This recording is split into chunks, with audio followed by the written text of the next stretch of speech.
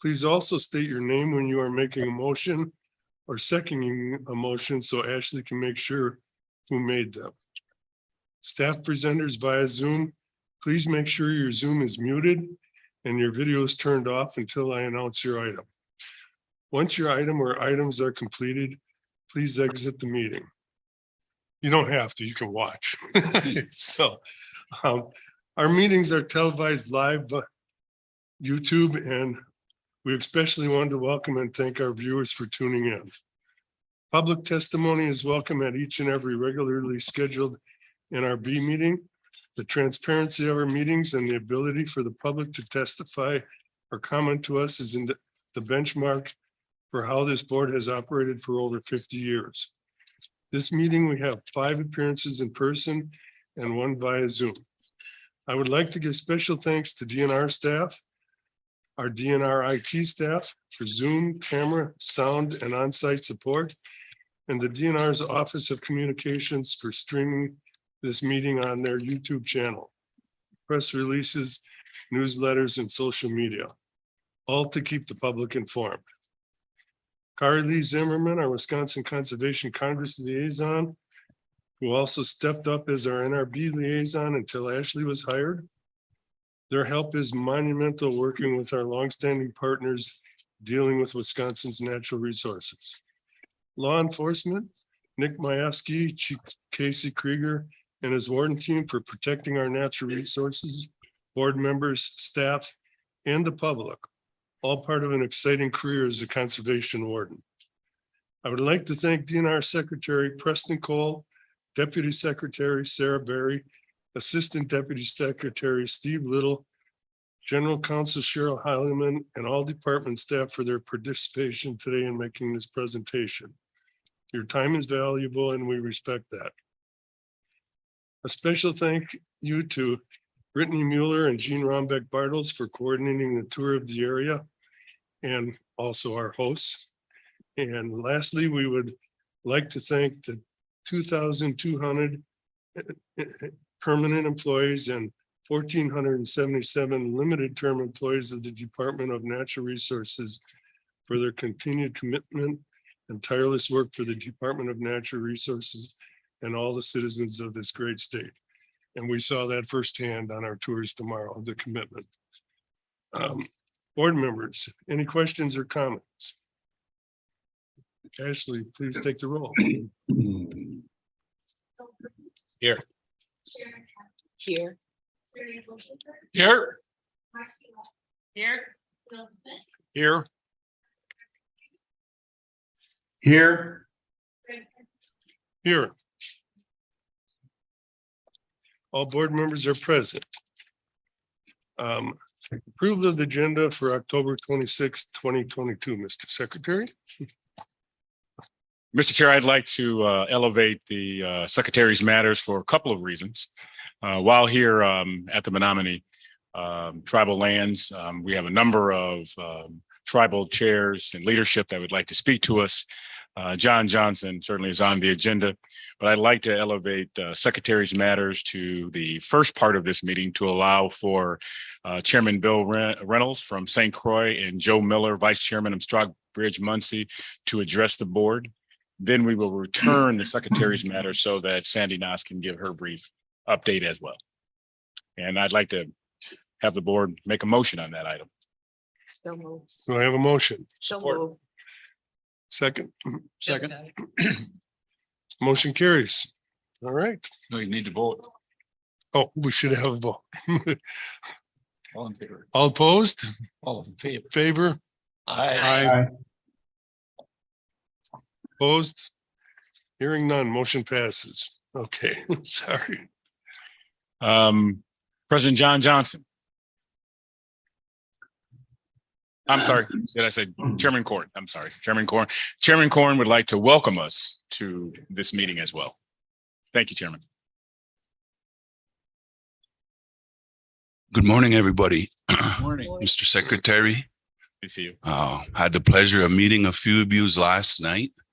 And so again, wanted to take a little time to welcome you here to the Menominee Reservation. And, you know, as native tribes, we're we're all about natural resources. You know, you heard a few of my relatives talk about, our responsibility, I guess, is the way I think about it and look at it, to those life in nature, I guess, is the way I'll say it. And so here in Menominee, we take that responsibility very highly, and we do what we can to protect our natural resources, our relatives, is the way we think about it. And are renowned for our forestry. And so not only do we talk about protection, but we talk about wise use. And so in Menominee, we've been harvesting off our forest for probably 150 years. And today we have more standing timber on our land than we did 150 years ago. And so that doesn't come without sacrifice. We have to sacrifice to keep our forest from being overcut, we limit bag limits on deer and bear and things of those natures, so that they don't get overused or depleted. And so we come with that frame of mind, and really look forward to opportunities, because what goes on in Wisconsin impacts us as well. And so we look to the Natural Resource Board to kind of come from that same mindset, to protect, but not only protect, have wise use of the resources here in Wisconsin that we all share. And so with that, I again want to welcome you here. I hope that you all find some time to return. What we do here, we're really proud of. And I guess without further ado, welcome. And the board's always welcome to have another meeting here. So appreciate you being here. I'm not going to stay too much longer, so safe travels on your way back home, and have a productive meeting, I guess is what I'm going to say. Thank you. Thank you.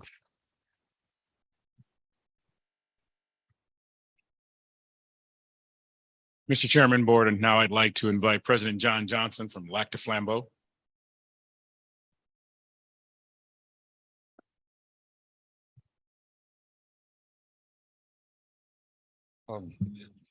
Bonjour and Indwe Magani Dog.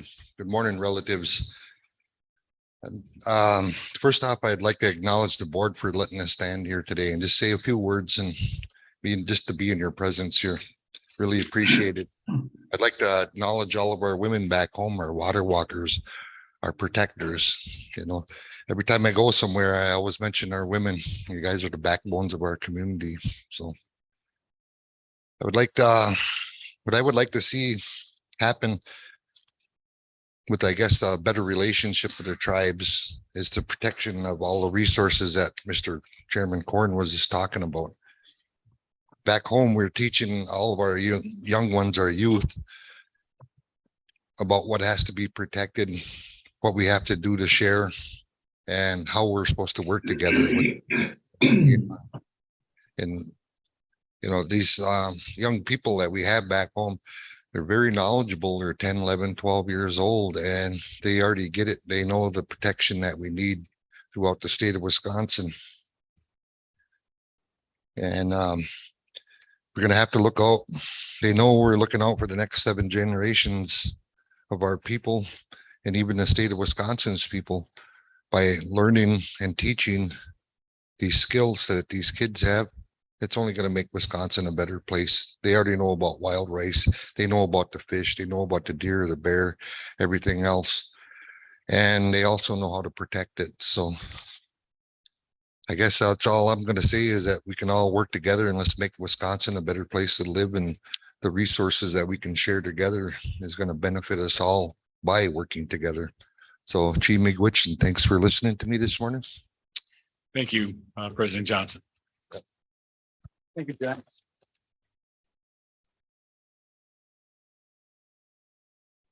I'd like to invite Chairman Bill Reynolds from St. Croix.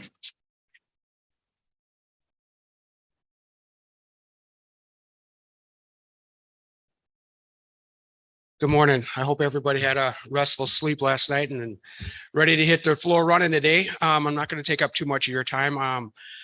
I just wanted to welcome you to here also and thank you for the invite to come here and listen to how the DNR and the tribes can mutually come to some agreements.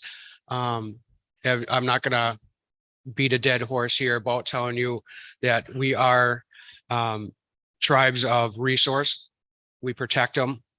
That is our given right to do this along with you also. So I appreciate the time that you give us to work on our hand-to-hand workmanship with these on wild rice, our berries, harvesting of our trees, stewards of our waters is very important to all our tribes in the state of Wisconsin, Minnesota, Michigan, you know, all the tribes that use these resources in different ways. And I really appreciate it. And I'm also here to learn, to hear what you guys have going down the road, because, you know, you guys are those same people that have that same agenda. So I just like to know that you guys have our backs and we have your backs and going forward from this day forward. Thank you very much. Thank you.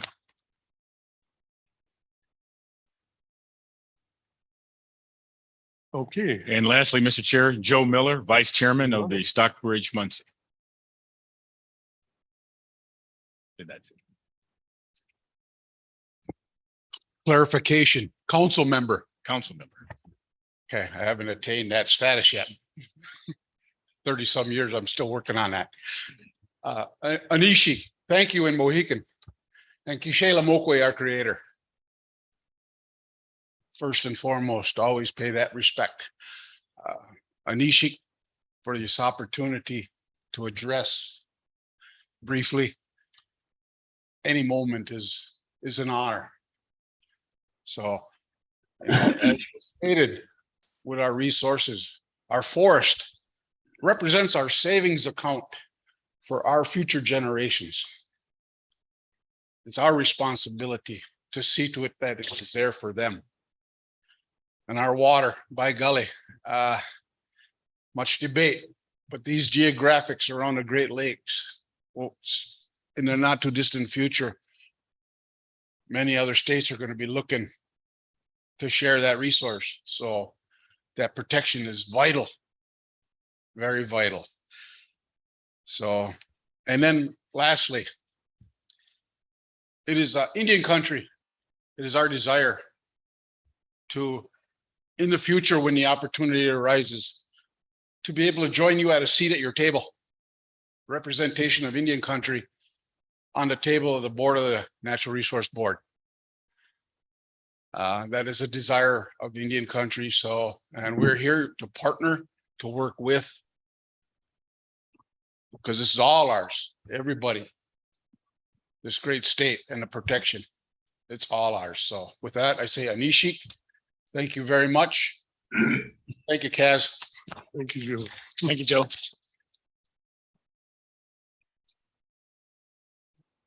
Mr. Chair, I'd like to return the Secretary's Matters agenda item back to its regular scheduled place in the agenda. Thank you. Okay, thank you. Mr. All right. Chair, I'll move to approve the agenda if we haven't already, or did we? I think You voted on it already. Thank you. You can do the agenda.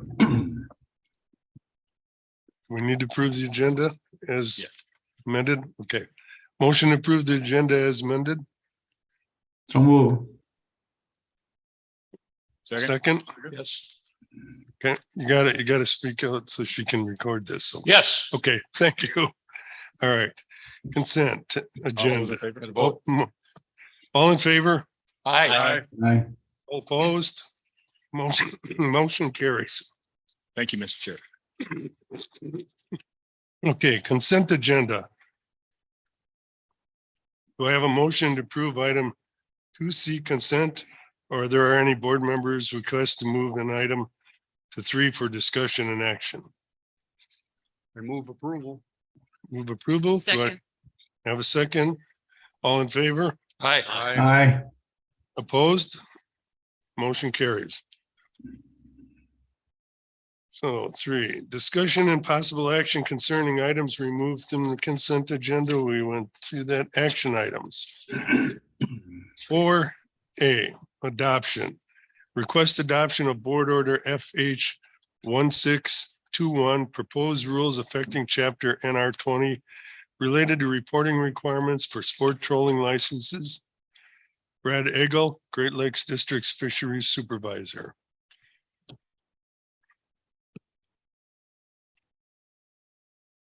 Morning, Brad. Morning.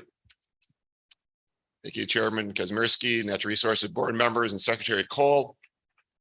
The opportunity to briefly talk about FH 1621, which is our reporting requirements for sport patrolling licenses.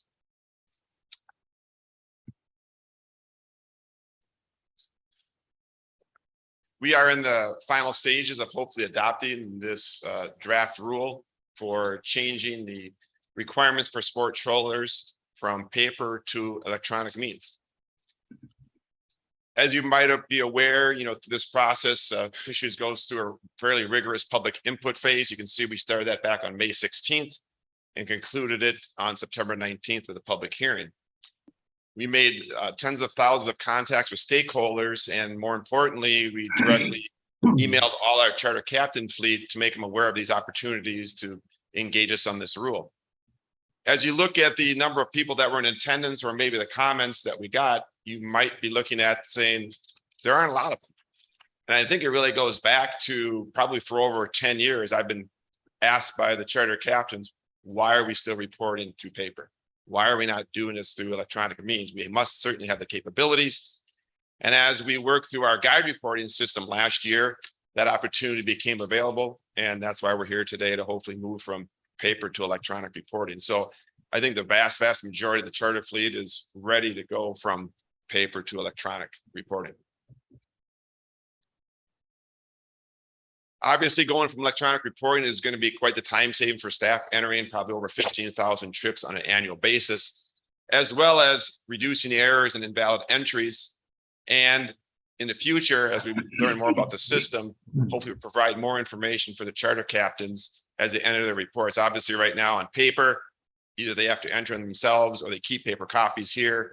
With entering electronically, we'll be able to send it back to them, all the fishing trips they took in a given year, and of course, build up that over time as well. I wanted to highlight a few things about the reporting requirements that are in this rule for you today. Originally, in the original draft rule, we wanted to have the information recorded as soon as they were done with their fishing trip. We believe this would have given us the most accurate and verifiable information, as well as allow us to verify that fishing trip right on site.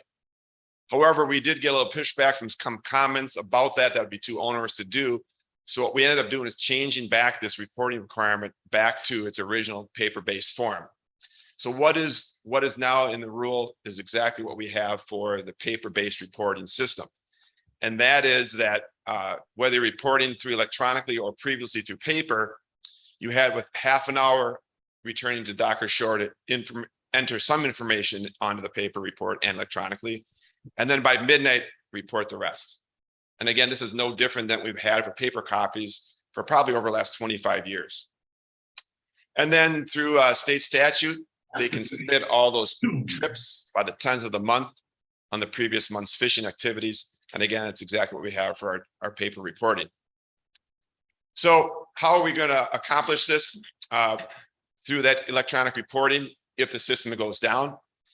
If for some reason the system's not available, they can use paper reports and then enter that in when the electronic system comes back online. And when I say electronic system is down, I really mean your phone isn't working, because that's how you're going to enter the data. So for some reason your smartphone isn't working, you can use paper until you get your smartphone back in operation. We are currently doing this for our Great Lakes Fishing Guide system that we enacted January 1st of this year. It's through ArcGIS company and through an application called Survey 123. And again, we're using it right now in our guide reporting that started in January 1st. And one of the nice things about this I'm excited about is that because this report is on your smartphone, it does not require any kind of internet connectivity. So you can enter this data, you're out in the lake, on shore, and once you do get internet restored back on your phone, you'll be able to submit those reports. It has a couple of features in this application that's very useful. One is there's a collect button where you'll be able to enter your fishing trips. If you're not quite done entering the data, you can save it in a draft folder. There's also an outbox folder that if for some reason you don't want to send us that trip right away, you do have until the 10th of the next month to send it in. It'll reside in there until you decide to send it. And then lastly, there's a sent folder that shows the user their sent fishing trips. So it's a really handy application. We're going to get a lot of good reviews on the guide reporting side of things. And we hope through this adoption, it'll become the standard for charter reporting as well. So what are the next steps then for this process? We continue to work on this form for the charter reporting application. Through the Natural Resource Board approval and subsequent governor and legislative review of this, that it could be enacted as quickly as May of next year, which would allow them substantially to use it for next year's charter fishing season. And then lastly, as we go through this process, we hope to identify a self-identified group of testers as we work through the form and get the form lined up with what the industry wants to see and what the data we want to collect. So with that, seek adoption of FH 1621 and take any questions. Thank you. Any questions of the board? Cass? Terry? Yes, I do have a question. Okay. Brad, thanks you for the briefing that you gave me. I appreciated that. I found it peculiar that we are suggesting that the credibility of the information is greatly enhanced with electronic reporting. However, they don't have to submit the report until the 10th of the month. So how can it be more accurate if it's not submitted until the 10th of the month? So then Brad informs me that it's all statutory. So I'd like to challenge the department to approach the legislature to change the statute so that it's more timely. And instead of waiting the 10th of the month, you know, give them a reasonable amount of time, like 3 days or something like that. But if we're really thinking this information is important, why are we waiting? That would be my comment. Mr. Chair, thank you for that, Terry. Sarah Berry, would you make sure that Sean gets that information as to the request of the board to make some adaptive changes to statute on this item, please? Move to approve. Second. Who did the second? I didn't. Bill did. I got it. Bill Actually, I Smith. did the first. Second, Bill Smith. All in favor? Aye. Opposed? Motion carries. Thanks, Brad. All right. Moving on to scope statements. This would be 4B. Request that the board approve the statement of scope for board order WA 1121 for proposed rules affecting chapter NR 660 to 679 to incorporate federal hazardous waste regulations promulgated since the previous authorization of the Wisconsin Hazardous Waste Program relating to updated test methods. Andrea Keller, Hazardous Waste Prevention and Management Section Chief. Go ahead. Thank you and good morning, Chair, members of the board and Secretary Cole. Again, my name is Andrea Keller. I am the Hazardous Waste Program Section Chief within the Materials and Management Program. Today, I'm requesting that the board approve scope statements. I'll be working through 3 scope statements in short order, WA 1121, 1221, and 1421, to allow for the evaluation and drafting of rule language for the modernization of ignitable liquids rule. And I'm going to start with that one first. Maybe. As requested, the department held a preliminary public hearing related to this scope, which took place on October 6th of this year. We had 96 registrants, 73 attendees, and 2 speakers, but no comments or questions pertaining to the particular scope today, WA 1121.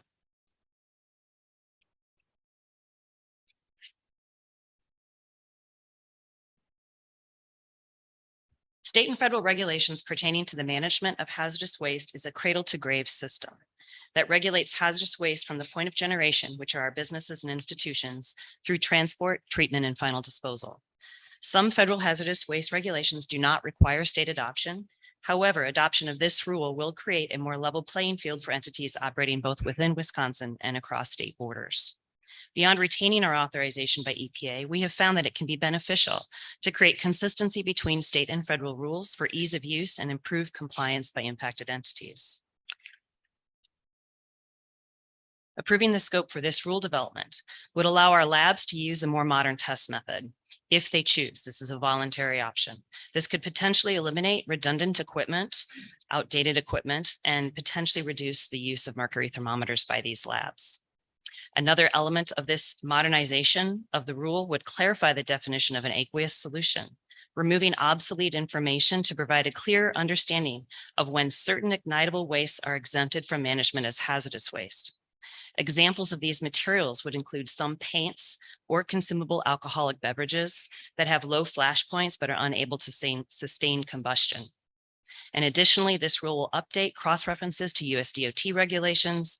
The goal here is to assist our hazardous waste generators and transporters in the state by providing clarity and continuity between agency regulations. Regarding this updated and optional test method, the anticipated impacted entities would include laboratories, environmental consulting services, and all entities that conduct testing activities to determine ignitability characteristics of waste. An example of this would be our licensed hazardous waste treatment, storage, and disposal facilities in the state that service our Wisconsin businesses. The clarification to the shipping and transport criteria is estimated to positively impact our generators of hazardous waste and their contracted transporters with the potential time and cost savings.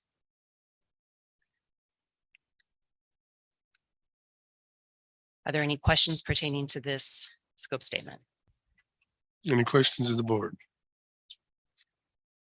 All right. No questions of the board. We have no public appearances on this item. So do I have a motion to approve? Yes. Terry, Second. second, Bill. All in favor? Aye. Aye. Opposed? Motion carries. Request that the board approve statement of scope for board order WA 14. Miscellaneous. 12. Or C, Pardon? on 4C. This one's kind of lengthy to get through. We are on 4D. C. C, WA 1221. Or C, 1221. Okay. All right.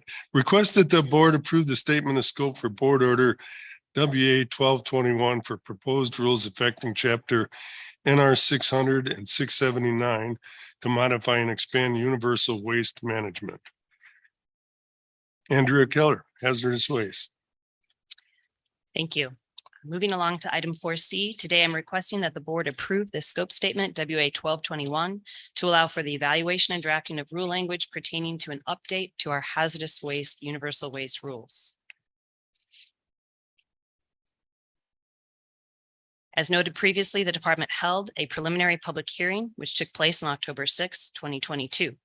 We had 96 registrants with 73 attendees and 2 speakers.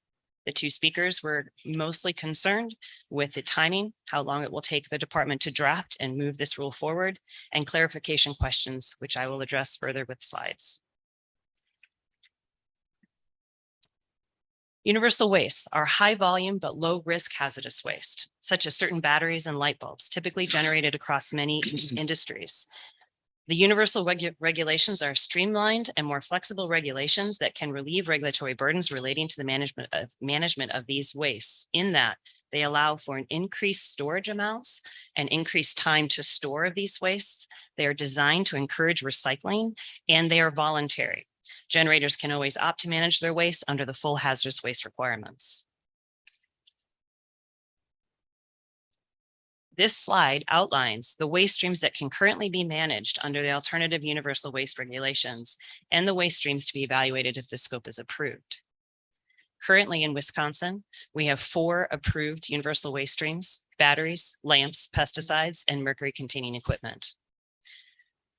The waste streams we would like approval to evaluate would include aerosol cans, which are currently considered universal waste at the federal level. This scope would allow this waste stream to be managed as universal waste in Wisconsin. We would like to evaluate the addition of waste antifreeze to the universal waste regulations, which will allow companies to continue to recycle potentially hazardous waste used antifreeze without increased regulatory burden.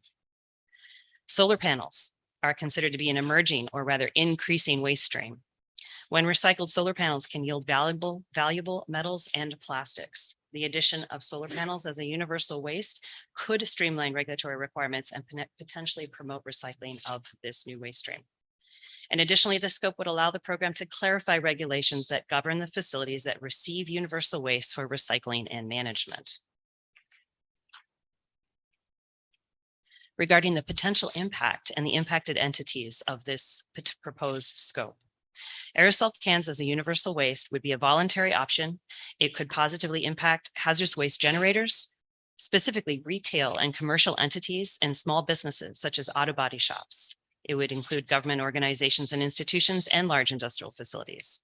So it has very broad reach and very broad application for our generator universe.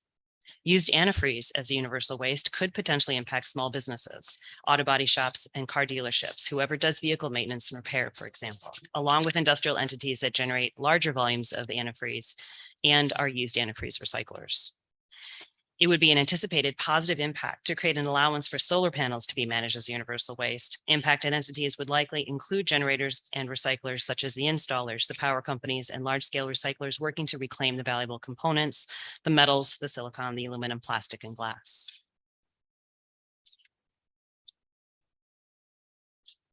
Are there any questions pertaining to this scope? Question. Any questions? So if we could go, sorry, you flipped too fast, slide 4 or 5. How are those currently regulated? It's a universal acceptance, but antifreeze, for example, if you can put it in plain language. Of In plain what language. Somebody does with used antifreeze. Right. So currently with any waste stream, including used antifreeze, there's an obligation by the generator to determine if it is a hazardous waste. Right. So it would require test methods or an understanding of the processes that are impacting that antifreeze. And in antifreeze in particular, through use, it picks up contaminants. So antifreeze is an example of a waste that could range the spectrum from non-hazardous to hazardous. And with many of these wastes that are currently captured as a universal waste, because of that variability, it releases the generator from having to make, say, a laboratory test analysis. It can simply capture the entire universe of that material, manage it as a universal waste, and allow them to not conduct the front end heavy testing to make the distinction between hazardous waste or non-hazardous waste. So that is one of the positives. So we understand with antifreeze in particular, some waste antifreeze is not hazardous waste. It would be the recycler and the receiving facility that's reprocessing it that would bear the burden for that kind of environmental controls on managing under the universal waste regulations. So it allows flexibility for the generator. Okay. Can I continue? Yes. Okay, thank you. And then the turnout actually that's pretty significant for the interest. And their concerns about the timeline were addressed. So the concerns about the timeline, we have this aerosol cans is probably the universal waste that our constituents appear to be most interested in seeing move quickly. It has been a universal waste at the federal level for over a year now, probably about a year and a half. We understand not all of our surrounding states have adopted this option as well. We've been simply taking a little bit of time to hear from our constituents and the interest in this particular universal waste stream. So We anticipate trying to promote this rule development as quickly as we can, understanding that it's a relaxation and allowance for our generators in the state. The questions were really pertaining to, you know, what is the entirety of the scope? What is the program looking at, and how quickly can we move? We have been hearing through our associations and through this particular public hearing. And the positive there is we have a newsletter that goes out to over 2,000 generators in the state. And that is why we had a large attendance at this particular preliminary hearing. Okay. And that was satisfactory, just the. It was satisfactory. I walked You're through the gonna rule move development as step fast as as- best we can, you know, Right. the structure of the format for how we move through. And I outlined what the next step would be, which be once we have rule language developed, we'll go forward again with further public input hearings. Thank you. Cass? Bill, Yes, I realize this is a scope statement. But you mentioned solar panels. And I'm driving by farms of solar panels, hundreds of acres of solar panels. When their lifespan is finished, are you anticipating that they will end up in a special place, or are you going to be dealing with that? How? That's a really good question. We have been working with some partners with UW-Madison Research and Development, looking specifically into how this waste stream is anticipated to increase in the state and nationally. So we have an era of solar panels that are nearing their end of life that can be refurbished or potentially recycled. And then we have an increase of use. So we see this waste stream as an increasing waste stream with opportunity. Not all solar panels would classify as hazardous waste. There's a lot of variability based on the materials that they use. So what this again allows is for the generator or the manufacturer to do the work on the front end to determine the best management, practice for that material. If the solar panel as a unit would classify as a hazardous waste due to the metals that it contains, allowing the alternate universal waste management option instead of the full RCRA hazardous waste regulation would allow these recyclers, the reclaimers, the installers, the power companies to have a more streamlined approach. We have significant reduced regulatory requirements for recyclers of universal waste versus recyclers of hazardous waste, meaning they would be able to potentially avoid the need for licensing with the state, which is a significant cost savings. That's one example.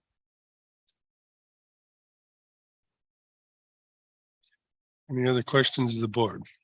I'll move approval. Move approval. Scope. Second, Second. did we name the second? Sharon. Second. Sharon, second. All in favor? Aye. Opposed? Motion carries. I do have one question here. I'm having a little trouble hearing. Joe, can you hear back there at the back of the room? Is there anything we can do here? Speak louder. Okay. Thank you. All right. Okay, let's for D. Request that the board approve the statement of scope for board order WA 1421 for proposed rules affecting chapters NR 660 to 679 related to technical corrections of state hazardous waste regulations. Andrea, and speak loud and bold, please. Loud and bold. Thank you. Moving along to item 4D. Today, I'm requesting that the board approve the scope statement WA 1421 to allow for the evaluation and drafting of rule language for technical corrections and updates.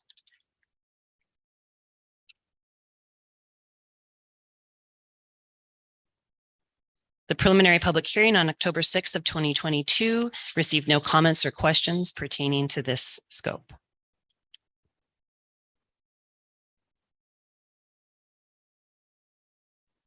This scope is intended to address errors found in both the federal and state citations. What this means is that the federal government had promulgated some citation errors and we inadvertently captured them during our last rule package. Additionally, the corrections will allow for consistency in application for businesses and industries operating within this state and across state lines. Several entities do operate in states that are governed directly by the federal government, and we're trying to adhere as closely as possible to federal code on this front. Want to give you some examples of the technical corrections that we're looking to establish here. One example is that I showcase here is for 661.0033. We have a chart that outlines our commercial chemical product waste. There is a typographic error. It is listed as U679 and it should be U279. Another example has to do with a renumbering.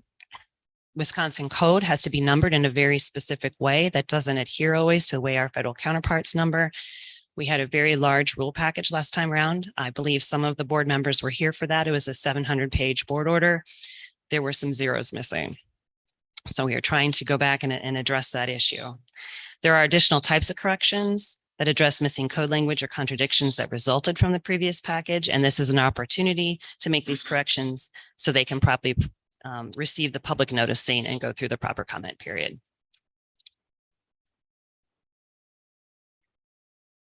It is difficult to really outline the impacted entities as we are reviewing the entirety of our NR 600-679 Wisconsin Administrative Code series, but we believe that the burden will be minimal. Again, the goal is to correct issues, make things clearer for generators and our users.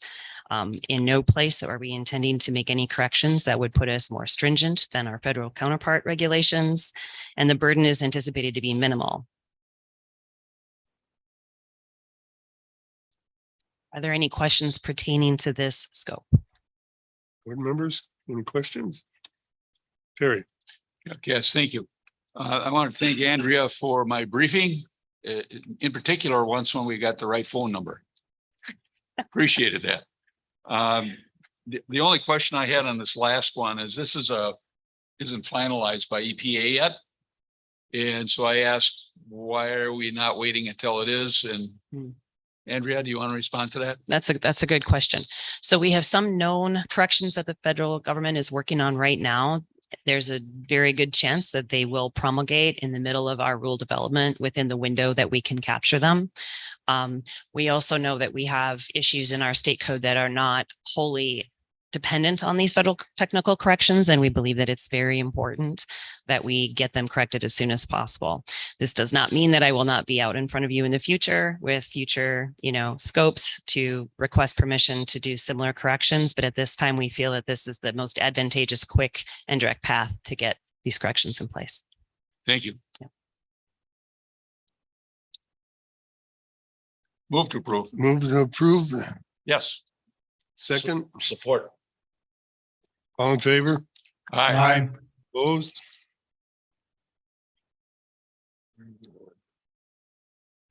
Thank you, Okay. Andrea. Thank you. Thank you. Yeah, it's there.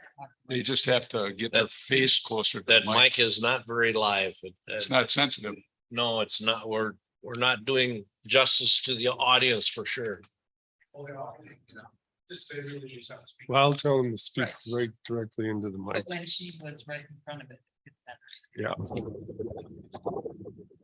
Okay, Yours works. so citizens' testimony, public appearances. And I don't see a list of public appearances. Or E.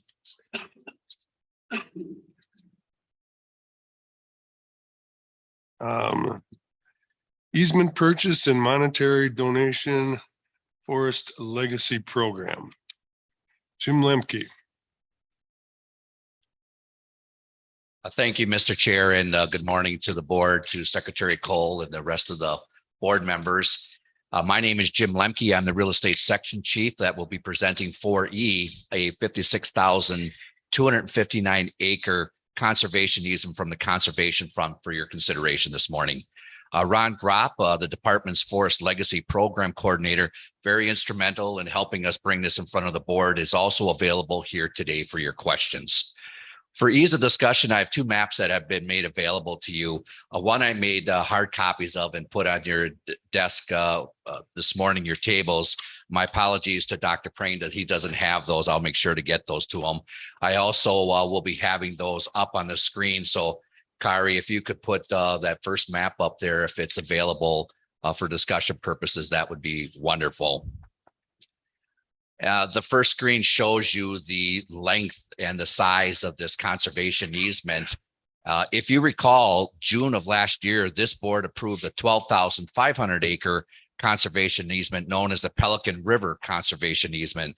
Collectively, those 12,500 acres, which are designated on your maps and also on what is being shown on the screen as the purple area in the southwest section of the proposed conservation easement. This property, along with the proposed 56,000 acre conservation easement, will be the largest contiguous real estate acquisition ever achieved or succeeded in putting into public access and conservation by the DNR in the state of Wisconsin. The cost of this conservation easement is $15,512,000, representing one of the lowest prices per acre the state has ever paid for a conservation easement.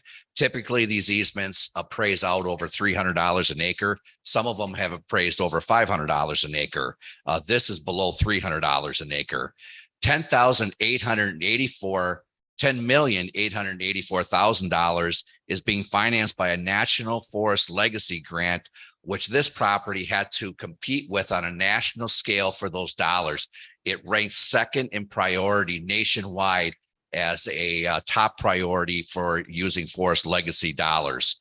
$600,000 will be donated by the National Fish and Wildlife Foundation, with the remaining $4,028,000 being financed through Knowles Nelson stewardship monies, with $3 million coming out of this fiscal year's allocation and the balance being paid out of fiscal year 24's allocation. Interesting enough, as legislation and the governor approved Knowles Nelson new allocations for stewardship, this is no longer funded by borrowed state monies. It's funded by forestry revenues. I've had the pleasure of spending quite a bit of time out on this tract of land. It's a beautiful piece of property located in Oneida, Langlade, and Forest counties. It's described internally within the department as the remaining jewel in the state of Wisconsin. It's quite large in nature, features quite diverse rolling topography, a high percentage of upland mature woods, and excellent road systems for interior public use, also for hiking and hunting. And there are many thousands of acres of wetlands and springheads, including 6,000 feet of frontage along the Wolf River. In addition to being open to all five MBOAs in perpetuity, the conservation easement will be open to 50 miles of designated public vehicular access roads. Originally, the department had designated 4 miles of roads. In discussions with the board and other interested parties, they felt that the 40 miles was not significant enough for this large tract of land. So I met with Ron Gropp, the forestry program, and the landowner, and we agreed to increase that interior road use to 50 miles. So there will be 50 miles of designated roads allowed for vehicular access from June 1st until the end of the year. And Kari, if you could bring up the other map that is also in front of the board members.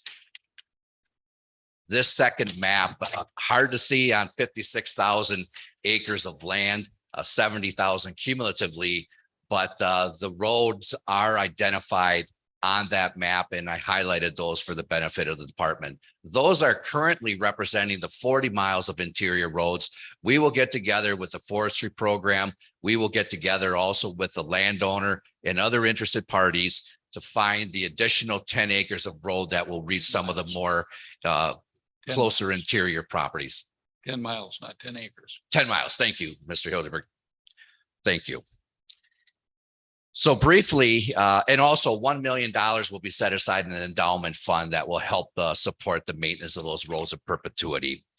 And briefly, as a reminder, I know this board is familiar with the values of conservation easements. For those listening that may not be familiar, I just wanted to briefly touch on some of the highlights of conservation easements. First of all, the real estate taxes don't change on the property. They remain with the property owner and will be payable as normal to those local units of government and the states. So the state of Wisconsin, the department, will not have what we call payment in lieu of tax responsibilities or bill payments on the property. Maintenance of the lands will remain with the landowner, who must follow timber cutting protocols approved by the department and third-party certified standards as established by the Forestry Stewardship Council. Obviously, the properties remain in perpetual public access. Since 2006, over 23,000 acres of lands have been lost to open public access. And so this is the department's way of securing in perpetuity this large block of properties for public use. And interesting enough, as this group has thanked the Menominee tribes and some of the tribal leaders, I too would like to thank them for the time I spent on the lands yesterday. They talk about impact, protecting wildlife and protecting our environmental resources. Interesting, or ironically enough, this property features quite a bit of waterfront and watershed protection area. It's considered to be in a watershed protection priority area for Wisconsin, one of the highest designations you can get for watershed protection. It protects springheads, it protects all the different tributaries, and eventually that watershed flows into the Wisconsin River. And why I say ironically, the headwaters of the Wolf River, which flow through the Menominee tribal reservation that we are welcomed here today with. So a bit of irony there, I guess, and I hope that this effort, if approved, is in recognition of our responsibility to protect those conservation values. As you know, I've come before this board with a number of real estate asks over the last many years. Never have I had an acquisition with as much public support as this acquisition has generated. Some of the notable support letters are from the Wisconsin Conservation Congress, the National Fish and Wildlife Federation or Foundation, statewide ATV and UTV clubs, which will also enjoy designated trail use, making important connections within these counties that this property is located on. They are very excited about this potential easement going through.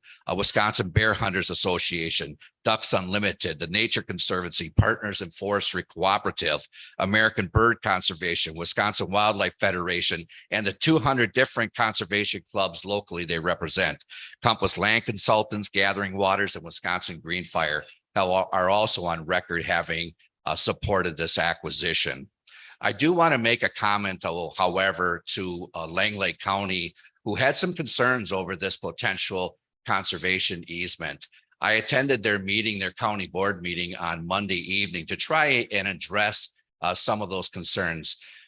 Langley County is very proactive. They're very passionate about the recreational use of their properties. And I think if I could speak on behalf of the sentiments in that room, first of all, they treated me with a lot of respect and professionalism, but they have concerns what goes on within their county borders, their tax base.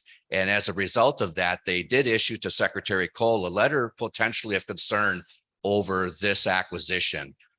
They did not rule in favor of continuing that opposition. It was 14-3 in favor of not opposing this acquisition in front of the board. And I think you have a copy of that record that's there.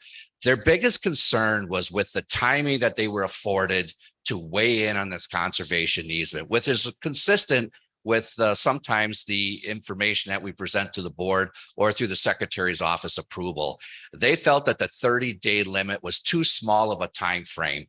I talked with them. I assured them I would do better in these large asks in front of Langley County. And I told the county board, their supervisors, that I would make a mention of that 30-day notice as a concern on their part to make it a part of the official public record of this meeting. So I'm doing that, and I thank them for how they afforded me the professionalism and the very passionate questions that they had for me. So with that, Mr. Chair, I respectfully ask for the board's approval on the purchase of 56,259 acres, which the recommendation is outlined in the green sheet, and am available. And so also is Ron Gropp available for any questions that this board may have. Any questions for Jim? We have public speakers on this? There are none. None. Okay, I got a whole bunch. Okay, Terry. I want to thank Jim for the extensive visit at this property.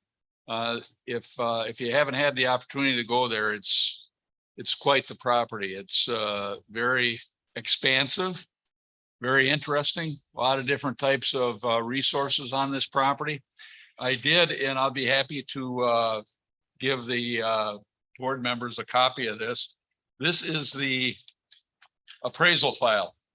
Two of the appraisals, which I have digested.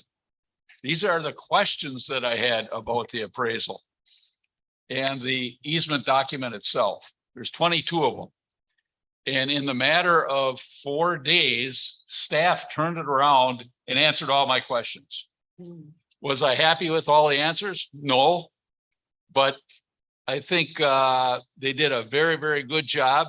There's a couple issues there for the future for the department to be talking about in our appraisal process, such as in a size parcel like this, it's really tough to come up with comparable sales. Very challenging. So most of them were up in the UP, our friends up north, the Upers. And we often talk about when we're doing acquisitions that we're blocking properties. In other words, instead of going buying a 40 someplace out by itself, we're going to buy a 40 that's contiguous to one of our other parcels. In this appraisal process, they did not make a notation of that on any of the comparable analysis. And if you're familiar with the UP at all, one of the comparables started at the west end of the UP and ended at the east end of the UP. There's not much blocking when you have that many parcels scattered all over the UP. So the real estate department has agreed to take that under advisement in their appraisal process, which I think is an important one, because if we're using that as a reason for us buying property, there's got to be a reason for it.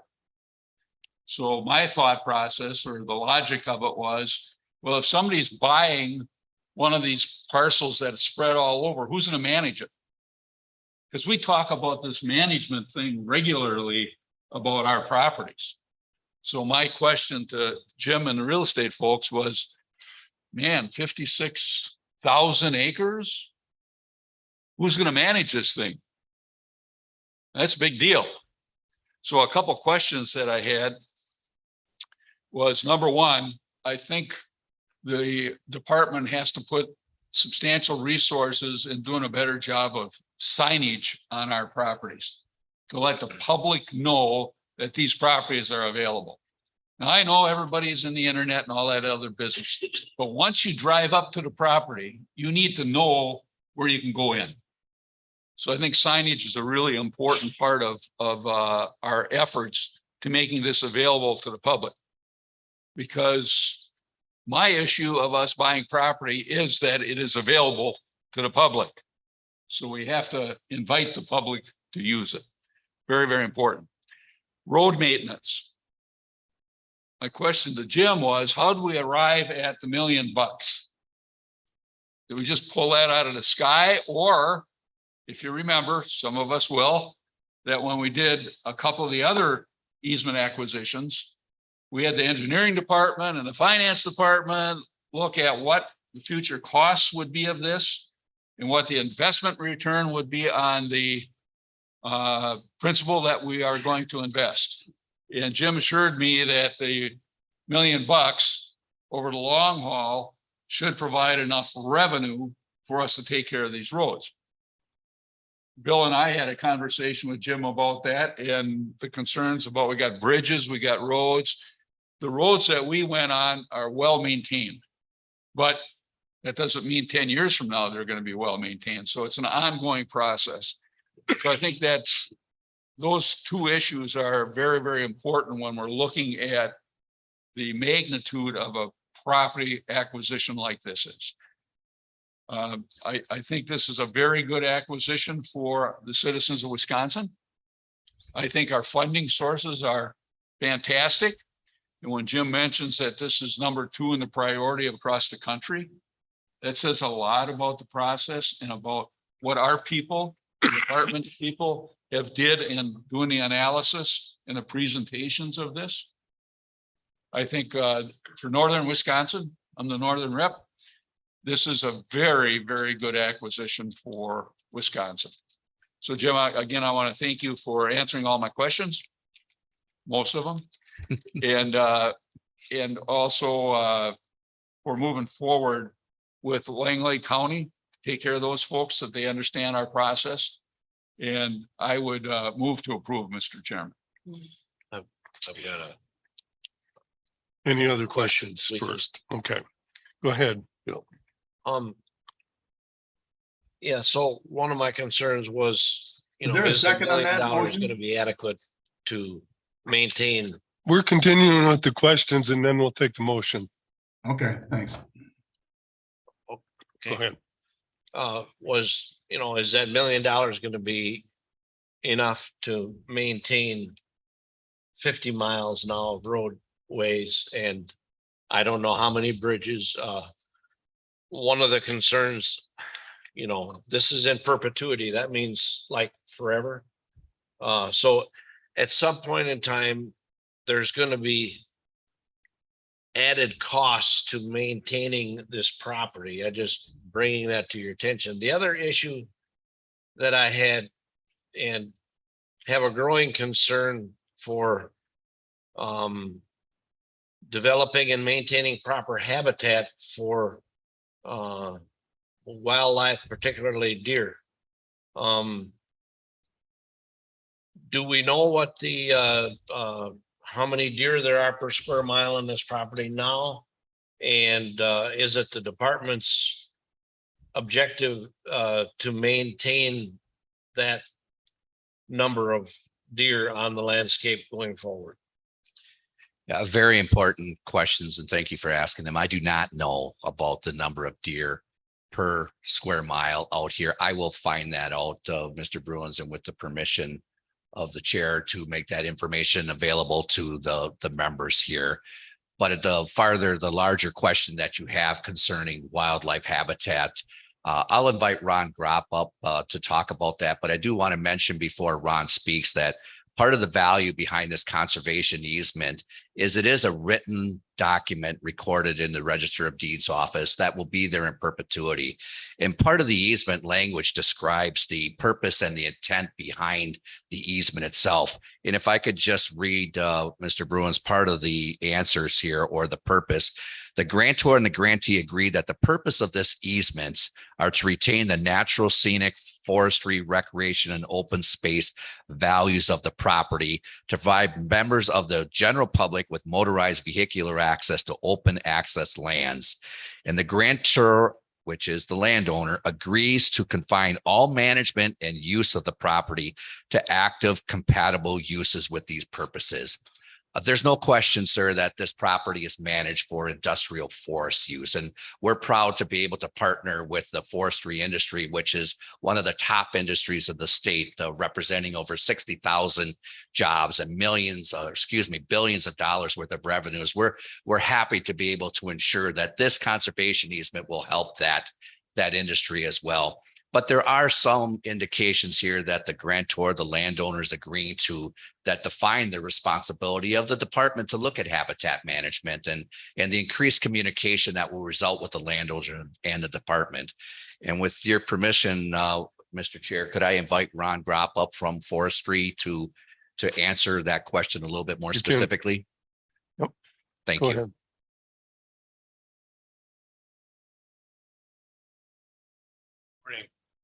Morning. Members of the board, Secretary Cole. As Jim mentioned earlier, my name is Ron Gropp. Can you speak into the mic a little better? Can you not hear me? There Is you that go. better? Yep. Okay. Ron Gropp, I'm the Forest Legacy Program Manager for Wisconsin DNR Division of Forestry. And in respect to the question that was brought forward to me, what I'd like to do is maybe answer that by looking at our administrative policy through administrative code. We have a cooperative forestry policy that speaks to the concepts of integrated forest management and multiple use. So we've got language that dictates and guides the management of these properties using those concepts and principles in mind.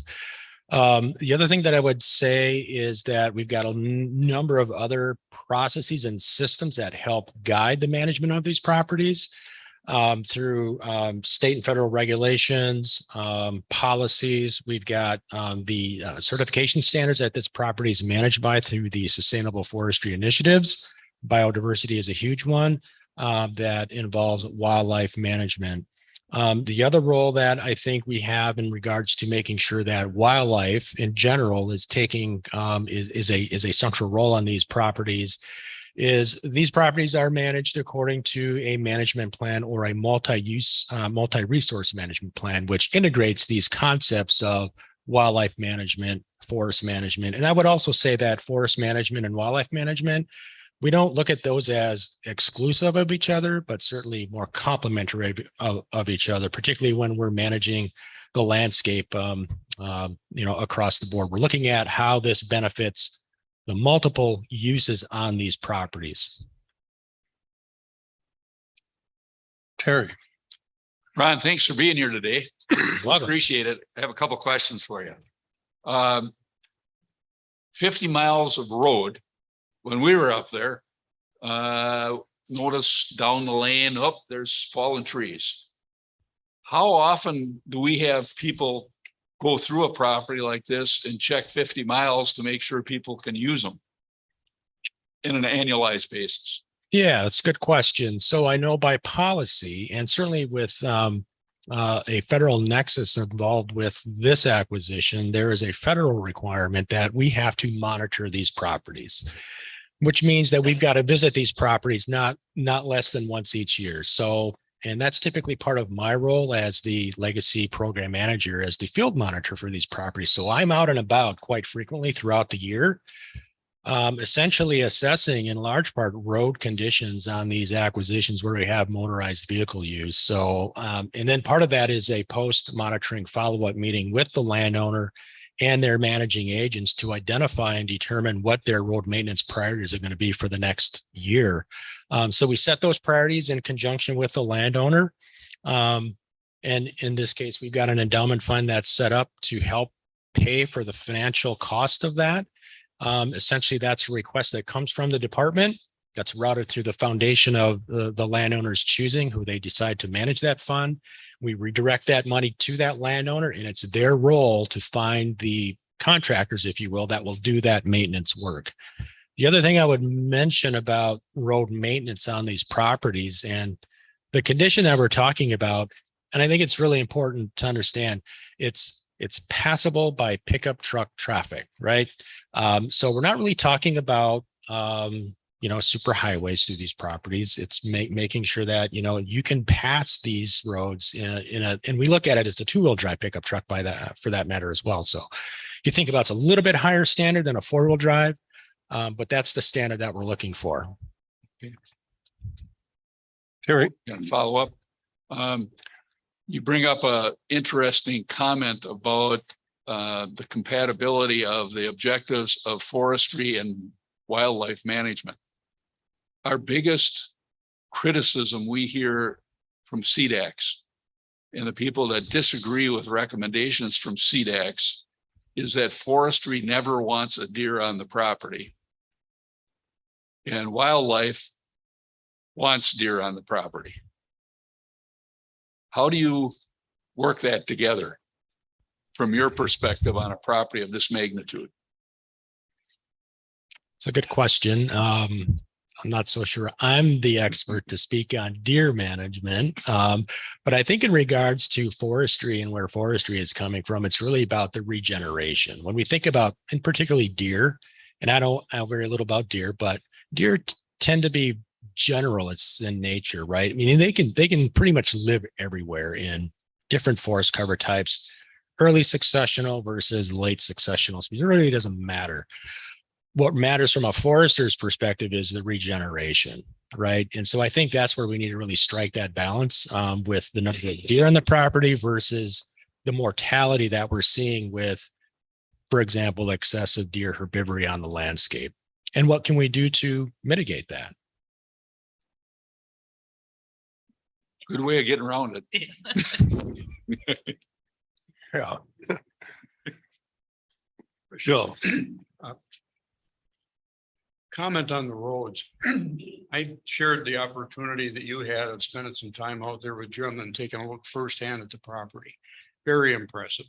And I understand the excitement of the public to get better access in there and to get into the property. And because of its size, you're going to have some motorized access. And the roads are very well maintained for woods roads.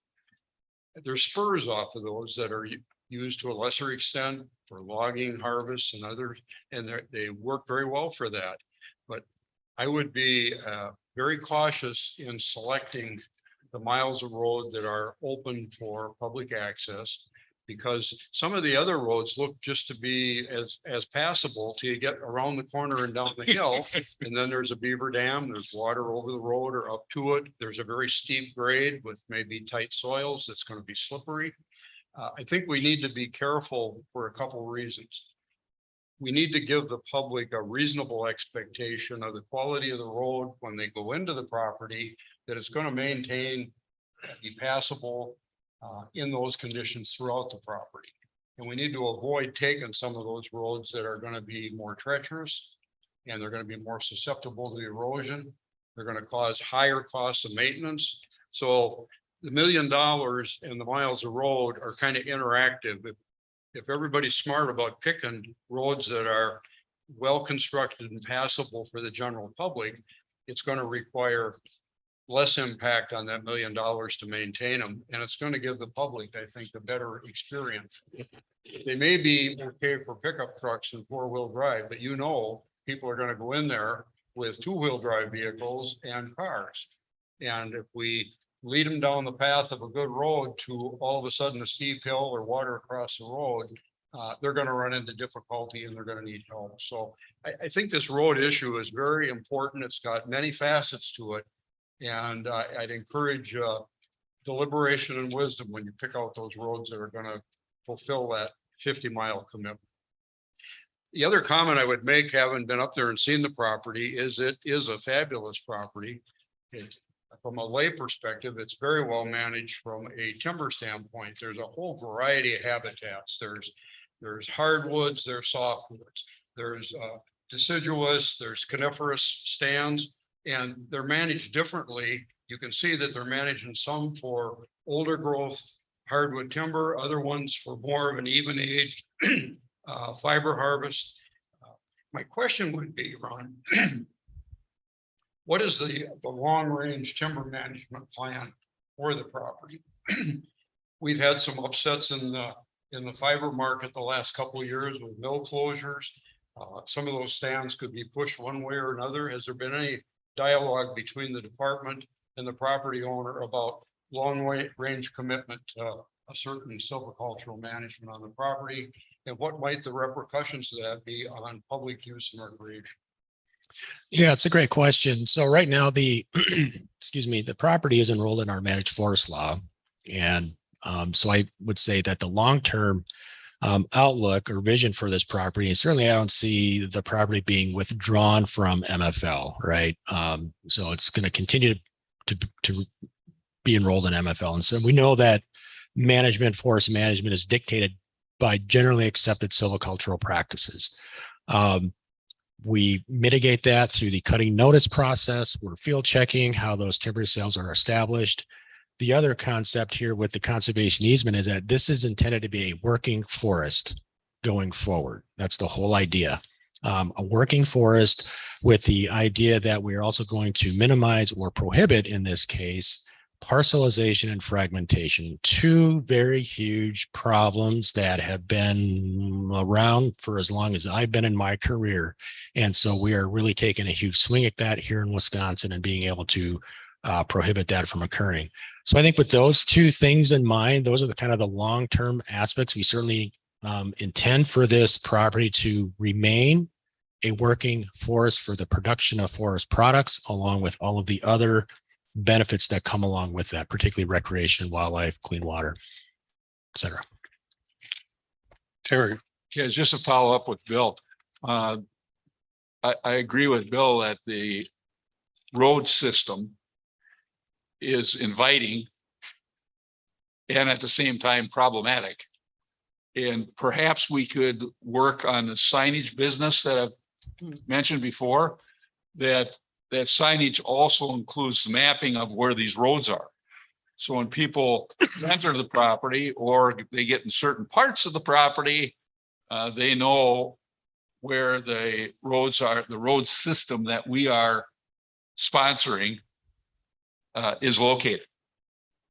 Because when you get back in there, and I did this, it's a bear if you're in the wrong spot and there's nobody else around. Mr. Chairman, Go ahead, Dot. Cass, I'd just like to weigh in as well on this. The feedback I got from, I mean, it's a beautiful piece of property, no question about it, and I 100% support it. But I do mimic what actually Bill and Terry are both saying.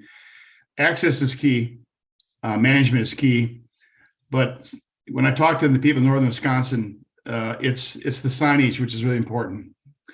Cell coverage up there is minimal in some spots. When I talk about this in some of the local clubs that I visited, they don't have a clue and they don't know how to use it. I mean, if you're really on Hunt X and you've got the website, it might be a lot better than if you don't, but a lot of people don't. They just want to go grouse hunt. They want to go deer hunt. They just want to walk the woods. And so this is a huge, huge parcel. And this is also kind of, even though it's been around for a while, these easements that we're purchasing, it's new to some people. Now Hunt X has helped a lot, and DNR websites have helped a lot with what's, forest cropland, so you can legally get on it and hunt the surface of it. But this partnership that we've developed is as I was talking to Jim Lemke about, is really unique, that it's huge and it's going to be in perpetuity.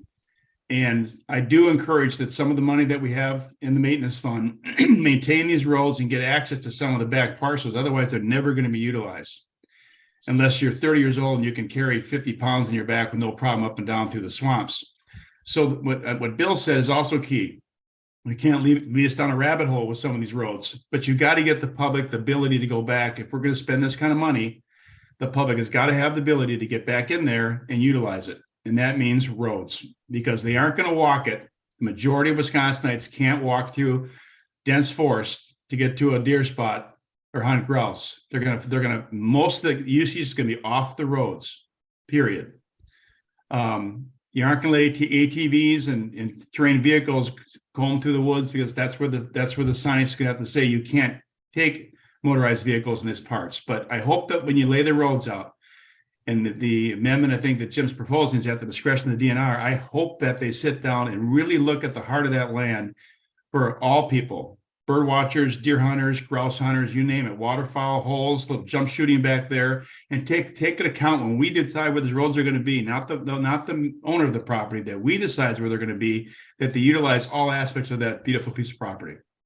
Otherwise, I think it's extremely well done, this easement. It is the biggest parcel that I've ever seen, and I just hope that the people of Wisconsin are listening and take part, because this opens up a lot of public hunting land in the Northwoods. Thanks.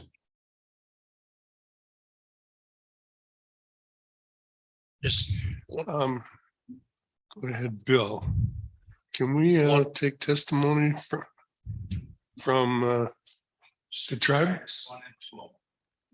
For a minute, extend my hand, friendship to the board, so I come up, shake your hand, and then part. When are we taking a break? Pardon? When are we taking a break? Okay. Why don't we take a break and then come back to this? This is a big deal. No, that's all right. 10-minute break.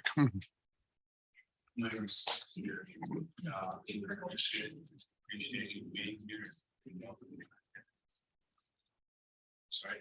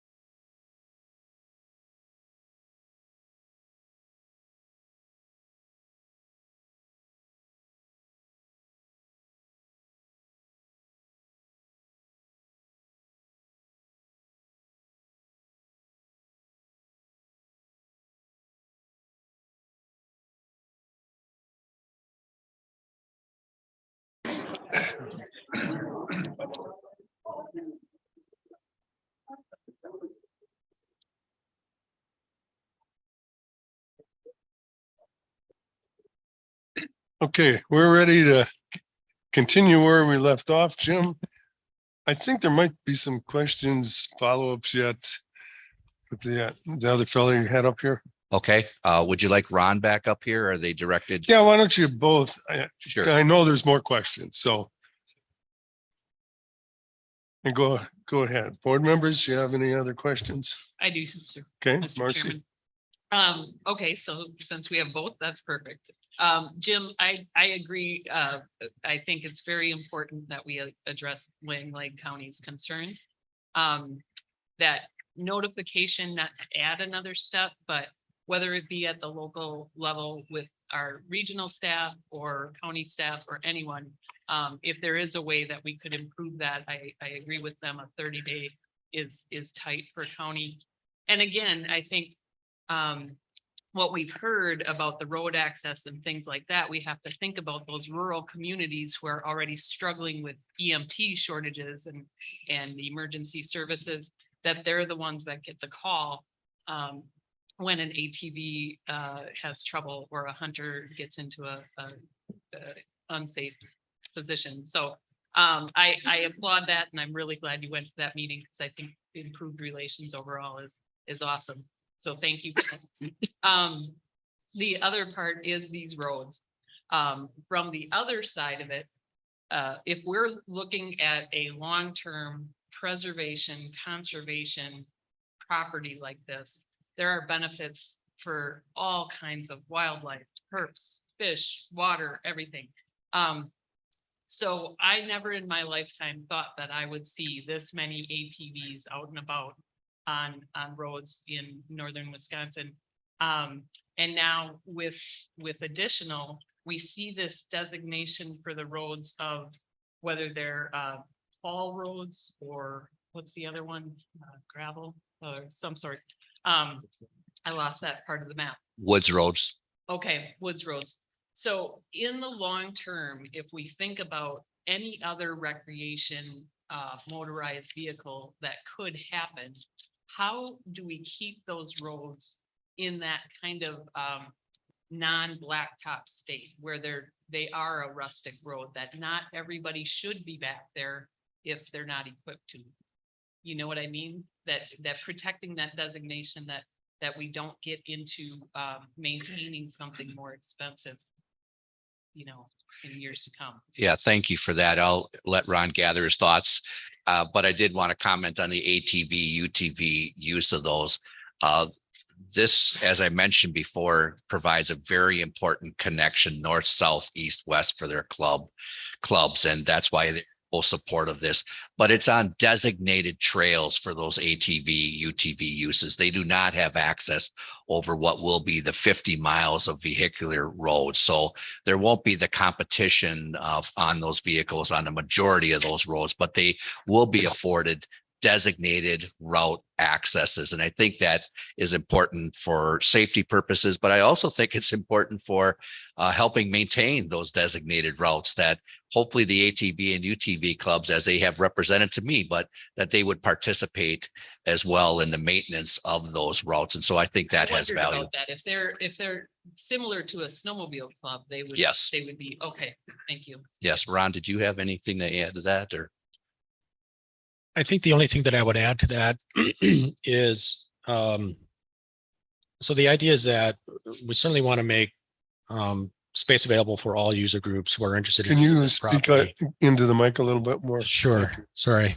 And so I think the idea, and we're having this conversation with the landowner right now about, you know, can we make accommodations for the increased ATV, UTV use? And I think the answer is yes. But what we want to do is we want to concentrate that use either on existing trails or existing roads, so that, you know, we just don't want that, you know, traveling all over the property. We want that use really concentrated, because we do anticipate there would be additional road maintenance needs as a result of that. So, but we've got some options in terms of the funding sources from the clubs and other user groups. We've got the endowment fund set up. So, so I think with those tools that we have at our disposal, I think we'll be in good shape. Okay. Thank you. Yes, I agree. Wonderful opportunity, and really look forward to exploring the area. Move to approve. Hold on, now it's time for my questions. Oh. Okay. I have a couple of questions and I still am a little concerned about habitat management, primarily for deer. It sounds to me like we don't have anything in writing that there's a requirement for that. I'm disappointed the wildlife is not here defending the need for that habitat. They're here, Mr. Chair. Well- Tammy and Eric are online. Okay, If you'd like to ask them questions. okay, thank you. But we're talking a big chunk of land here, and if it's mismanaged, like much of our national forest was for decades, it's not going to be good habitat for wildlife. And that's what people want these purchases for, is to be able to exercise hunting, fishing, trapping, that type of stuff. So is there any way on these easements that we can take a look at that rotation cycle? Have we looked in depth at all at that so that we know that that habitat's going to continue to exist? Yeah, again, just another great discussion that I think permeates all through our conservation easements. So I think should be a department-wide review of how we look at wildlife habitat with regard to conservation easements. I will say that it is chronicled, or it's part of administrative code that public use and habitat is part of these working forestry. And it is, Mr. Chair, it is part of the easement. It doesn't necessarily address it specifically like you're asking, and perhaps we need to look at that language a little bit further so we can notify at least the grantor that this is a priority for the department. And maybe this provides the exact impetus and public forum to raise this level of concern on behalf of the board and the public out there, that it's something the department needs to acknowledge and do better at. So Ron, again, did you have anything to add to that, or no? So I don't know, Mr. Chair, if that's a great answer or not, but I appreciate the question. Okay, no, I think people are listening. Our concern, or my concern, and I know some of the other board members, is that because we're allowing the management of this property to a private party, and that's what we're doing. Yes, sir. What happens if they don't do it? Well, Do we have any leverage for them not managing for wildlife habitat? Well, they would be in violation of the easement itself. Well, but they could say, yeah, we've got 10 acres over here that we're managing for wildlife habitat. I mean, there's nothing real clear, and that's my only concern with this. I don't know how agreeable this landowner is and to understanding the importance of maintaining that wildlife habitat. But I wish we could push to get something documented in writing, that looking at the rotation schedule and that we're going to be assured there's some early succession throughout the perpetuity of the ownership of this property.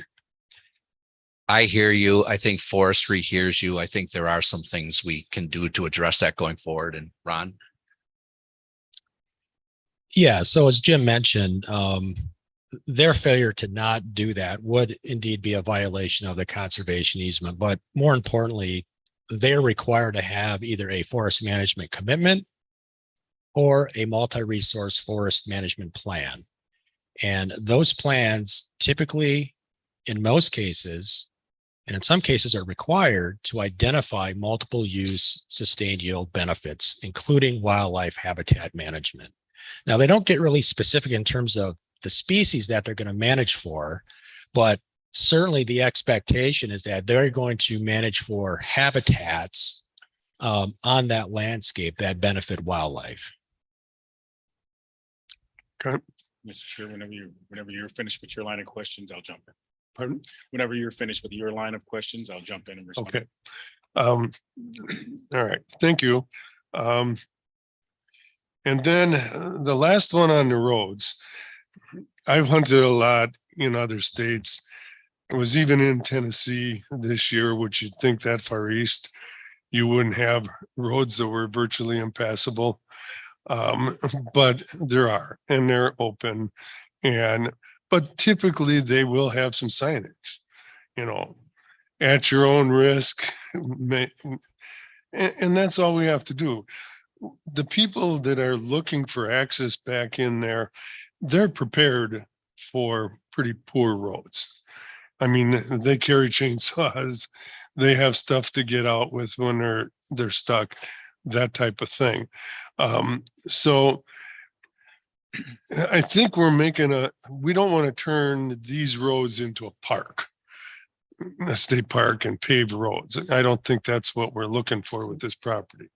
I could be wrong, but this is supposed to be more rustic than our state parks and things are. So I too would push on this sign thing because I get a lot of concerns from people, even on the last few easements we bought. They don't know where they can go. They can't get answers from the wardens. They can't get answers from the forester. Foresters are telling them they can't go places where they really legally can. So there needs to be some clarity on those roads, especially on parcels of this size. So, Mr. Secretary. I hope our foresters aren't asking or telling people the wrong information, but thank you for that information. Jim, 60 days, come back to the board with our access and sign plan. Yes, Why don't you speak into the microphone? Can you come back to this board?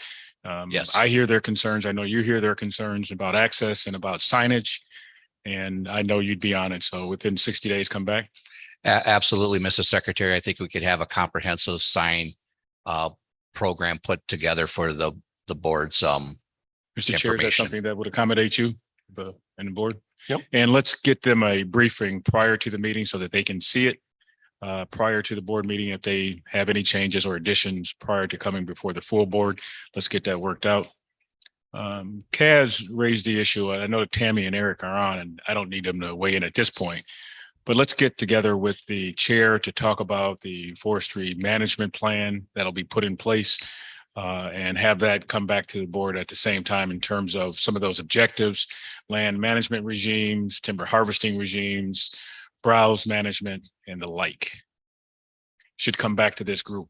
And of course, we don't have to have, a thesis prepared. No. But I think you want to get together with Kaz and Terry, who've been working on this for quite some time, so that they can see where we're headed on deer management on such a wonderful and beautiful piece of property. Thank you, And- Mr. Secretary. Yes. And lastly, Terry, thank you. Remember when we had to sell 10, 20,000 acres of landlocked back 40 properties and Terry as a realtor has continued to sing out of the same hymnal as it relates to, these costs for these properties, how these systems are put together, how these projects are put together. And so you can tell that he's dug into the details, and so that the board, and I know that the board appreciates having a realtor in these circumstances. I just wanted to share on behalf of me and my team that we appreciate your level of interest and your knowledge, skills, and abilities about these circumstances on these types of parcels. And we hear you loud and clear. I just wanted to say thank you. Thank you. Appreciate it. Can we just, sorry, one more. Marcy. For the public, the timeline on this is not done. I don't want the impression to be that now there may be, huge tracts of land open. There's a couple more steps to go before this is finalized and open to the public. Okay, thank you. So now, Terry, after those illustrious words and everything, Move make your approval. motion. Second, anybody? Second, Wayne. Doc Pren. I just assumed it stayed with the north. All in favor? Aye. Aye. Good work, Opposed? you guys. Thank you. Motion carries. That's all right.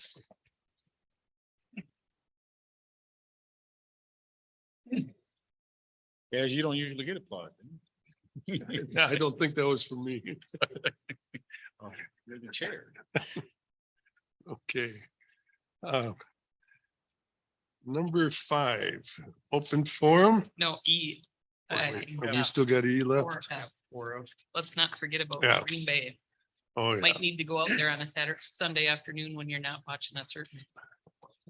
Land donation, Green Bay West Shores Wildlife Area, Oconto County, James Lansky. We don't have an appearance on it unfortunately, but go ahead. Thank you again, Mr. Chair, Mr. Secretary, and members of the board. We moved from 15,000 acre easement for 15 million to a 13 acre property, all located within the boundaries of the West Shore Wildlife as being donated by the LaFave family. And not to be lost in the significance of the large easement, this is also a very important acquisition for the department under your consideration as a donation. The property adjoins DNR lands to the west, has 1,400 feet of frontage on Smith Creek, 1,200 feet of frontage on a town road, will be open to all 5 MBOAs. And with that, Mr. Chair, I respectfully ask for your approval of these 13 acres, the board's approval, and that a certificate of appreciation be made a part of the public record on behalf of the LaFave family, part of the record of the Natural Resources Board. So moved. Second. All in favor? Aye. Opposed? Motion carries. Thank you. Thanks, Jim. All right. Now we're going to go to open forum. Open forum is testimony that pertains to topics not in the meeting agenda or not in litigation. So just want to read a brief statement here on how we're going to conduct this. Each speaker on the open forum has 3 minutes. This little yellow light here is going to go at 15 seconds. And I was informed today before you're finished that that's really hard to see if you're a presenter via Zoom. So I will just say 15 seconds left before the end of your testimony. Any testimony that threatens, intimidates, or disparages any individual of this board, the department, or any other citizen, you will lose the opportunity to complete your comments. So, and I want this to be correct for everybody. And we will enforce that. So let's have our public testimony. Sam Lottie, Fox Lake. He should be here in person representing himself.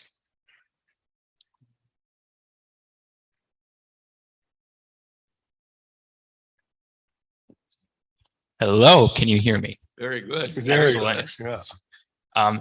Hello, my name is Sam Loudy. I'm extremely grateful to be speaking here today and particularly excited to represent a perspective of someone who I think it's fair to say is much younger than your average NRB speaker. And I'd like to start off by saying that I'm speaking in support of improved DNR education and public outreach efforts across various sectors, specifically relating to agricultural conservation practices, as this was the most economically efficient route I could find going through the DNR, short of subsidies or enforcement mechanisms that, unfortunately, despite my best efforts from the WCC, were very difficult to pass, despite having no scientific qualms about any of the issues regarding sustainable agriculture. And I'd like to offer kind of a different perspective here in this testimony than what I focused on at the WCC. And I want to really focus on how sustainable agriculture not only impacts the state of Wisconsin, but really the entire world. And I'm just going to share a couple of quick facts with you and then try and tie it all together in the end. So today is October 26, 2022. And by this afternoon on Earth, 65 million tons of fertile land will be lost to soil erosion. 300 square kilometers of land will be lost to desertification. The surface land equivalent of 28,000 football fields of trees will be lost to deforestation. 27,000 tons of toxic chemicals will be released into the biosphere. By evening, around 150 species will have gone extinct, according to our best estimates. 3 million tons of food will be wasted or lost, which is about 1/3 of all food that we have produced, while 25,000 people in the world will die of hunger today. Those things are extremely depressing, not to mention the impacts of climate change that agriculture is related to. But I'd also like to say that every single one of those issues are entirely solvable right now. And I've seen legislation in the Wisconsin Conservation Congress and even here in the past that is fully capable of being reformed, being passed here. And if implemented successfully with economic efficiency that I'm sure everyone here cares 15 about, seconds. we can legitimately change the world. And I just hope that all of you are aware, that everyone in this room really is aware that we do have the opportunity to change this world, change the world, even just by implementing things in this state as that echoes through Thank the you, entire Sam. world. Thank you. Thank you for your comments, Sam. Sam, the Department of Natural Resources is hiring, should you ever want to come this way. I'm interested. Okay. Thank you. Are there any questions? Sorry. Nope. No. All right. Thank you. Nicholas Christensen, Madison, representing self on Zoom. He's not. Okay. Duke Tucker. Are you here, Duke, or not? Here. Oh, it says he's on Zoom. Okay. We ready to go? Can you hear me okay? Yep. All right. Well, good morning. I'm Duke Tucker. I reside just north of Grantsburg, across the road from Crex Meadows Wildlife Area in the town of West Marshland. Thank you for the opportunity to provide testimony today. I serve as the town of West Marshland Water Committee Chairman and as a coordinator of the GLGP Water Project, which has the purpose of preventing groundwater flooding and degraded water quality due to the department's water management practices within the Glacier Lake Grantsburg properties. My purpose today is to encourage the NRB to adopt revision changes to page 31 of the master plan regarding water quality. Terry Harder and I submitted our initial request in September and again prior to this meeting, but we are again denied an action item by this board. We will submit our request again for the December meeting. The revision was not drafted to meet a specific person, group, or stakeholder's point of view. The purpose is to correct false information provided within the current master plan. The master plan incorrectly references a multi-year water study within the Crex Meadows, which was planned, executed, reviewed, and accepted by the department's water program. The 2016 water quality assessment shows that water quality is compromised and greatly reduces the success of macroinvertebrates, fish, birds, and mammals. We humans fit in the mammal category, and our drinking water is degraded. The water quality assessment was conducted due to many complaints being received regarding iron transport, iron bacteria, and turbidity. Residents have also proved increased levels of tannins and corrosiveness. The water quality specialist that conducted the study recently provided a letter stating that the level of manganese was most likely increased as well and identified the health risks of manganese. Dewatering flowages was identified as the only corrective action to improve the water quality for all forms of wildlife. Dewatering the flowages also solved the groundwater flooding issues. I'd like each one of you to consider your own septic system failing, your roads being flooded, your wall water staining everything you own, your property being so flooded that you can't hunt, go for walks, garden, or harvest firewood from trees that were drowned.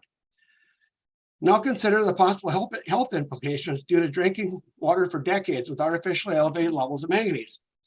Ask yourself what you would be requesting from the department and this board, and whether or not you should have had to make that request in the first place. I appreciate the board's comments last month. One was that the wheels of government move slow. Most folks would agree. However, I could provide examples of how the department has moved fast regarding this issue when it serves the department's objectives. On page 37, the water quality assessment demonstrates that the process of iron and iron bacteria transport can be verified, halted, and recreated by lowering and raising the flowage water elevation 15 in less than a seconds. month's time. It has now been a month since I last appeared in front of this board, and we have seen no action. What can this board do to help solve this problem? Thank you so much. Thank you, Duke. Any questions? Okay. Jeff Messman, Prescott Isle, representing Last Wilderness Alliance in person. Good morning, Mr. Chairman, Mr. Secretary, and members of the board. My name is Jeff Meisman, and I'm a Wisconsin citizen and reside in Vilas County. I'm an active as a DNR Clean Bow Clean Water Inspector and a DNR Citizen Lake Monitor. Can you Here. pull the mic right in front of you? Sure, you bet. That better? Yeah. I am here to talk about wake surfing. During the October 2021 NRB meeting 1 year ago, Mr. Smith asked for a staff report to the board regarding damages caused by wake boats. Doc Preen requested the impacts of scouring the lake bottom be included in the staff report. The staff report was completed by the DNR water specialists and law enforcement, and there were 4 recommendations. Also, the report identified 3 existing Wisconsin statutes that could be revised to regulate wake boats. 3 private citizens did act on one of the 4 recommendations from the staff report. The recommendation was legislature could amend state law to include wake boats and provisions already in place for personal watercraft or recreational boats in general. Through the WCC 2022 Citizen Resolution Survey, 3 private citizens submitted 6 citizen resolutions that would regulate wake boats and hazardous wakes. Those resolutions had anywhere from 78 to 94% support from voting public. Also, these resolutions were unanimously supported by the WCC Motorized Recreation Committee. All of these regulations can be satisfied by amending current Wisconsin statutes. Current laws do not adequately regulate hazardous wakes generated from wake boats. These citizens not only submitted the resolutions, but also suggested how each Wisconsin statute could be amended. The suggested amendments to the 3 Wisconsin statutes are as follows. 30.66 is a speed restriction regulation that was last revised in 2009. No watercraft may be used to generate hazardous wakes within 700 feet of any dock, raft, pier, shoreline, or buoyed restricted area on any lake at any speed. 30.68, it's prohibited operation. The last time that was revised was 2005. The potential amendment, no watercraft may be used to generate a hazardous wake within 700 feet of another boat. And then 30.635, motorboat prohibition. That was last revised in 1973, almost 50 years old. The potential amendment, no watercraft may be used to generate a hazardous wake on any lakes less than 1,500 acres. No watercraft may be used to generate a hazardous wake on any area of a lake less than 20 feet deep. The citizens did not address invasive ballast systems in wake boats because they felt there already are 2 natural resource regulations in place that exist. These regulations need to be enforced. So there are only 3 Wisconsin statutes that require amendments and 2 NR regulations. So first, I'm asking the NRB board to show support by recommending a bill that would revise the 3 Wisconsin statutes to regulate watercraft that intentionally generate a large wake or a hazardous wake. And second, I'm asking the NRB and DNR to do whatever is necessary to enforce the 2 existing NR regulations on wake boat ballast systems. Thank you. Thank you. Mr. Chair. Yes. This is for actually Preston. Preston, last month at the meeting, you put together not a focus group, but a subcommittee, I believe it is, to study this. Can you refresh the board and the public the timeline of that meeting that you suggested? Yeah, there were several options raised, whether it be I forget the name of the committee at the legislature, but I asked law enforcement and Sarah Berry is on it. I mean, these folks report to Sarah, and she certainly has taken. They're working on it, and so they're working on it, and so probably next week, Sarah, figure out the timeline for their first meetings, the items that they'll be taking up, where we can make suggestions relative to wakeboards, any investigative stuff that we have in the records of our law enforcement folks. I think we have to come back and tell the board the story of what people are seeing on the landscape. And if it's prudent, then after which we will then talk about substantive changes in rules as well as legislative action. All right, thank you. My hope is December, Doc, to have that come back after the holiday. All right, appreciate it. Thank you. You bet. All right, Carol Phillips, Prescott Isle, representing South hazardous wakes. Go ahead. Wake surfing creates hazardous conditions for other boaters. The wake is huge, and when surfing, the bow of the boat is so high that it's hard for the driver to see ahead.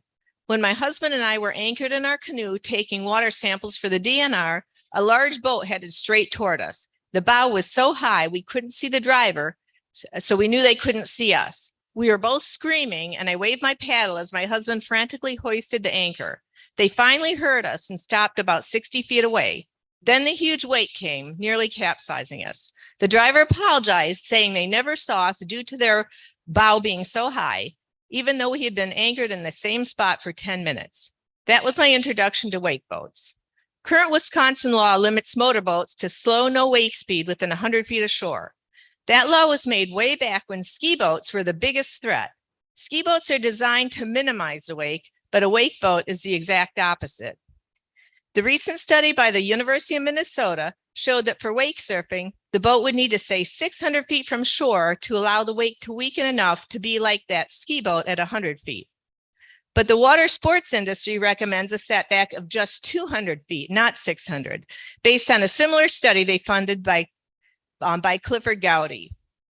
But if you look at the industry's own data, when surfing 200 feet from shore, the wakes coming ashore are still 16 inches high and have 3 times as much energy as the same boat in cruising mode. So how did they show that 200 feet is enough?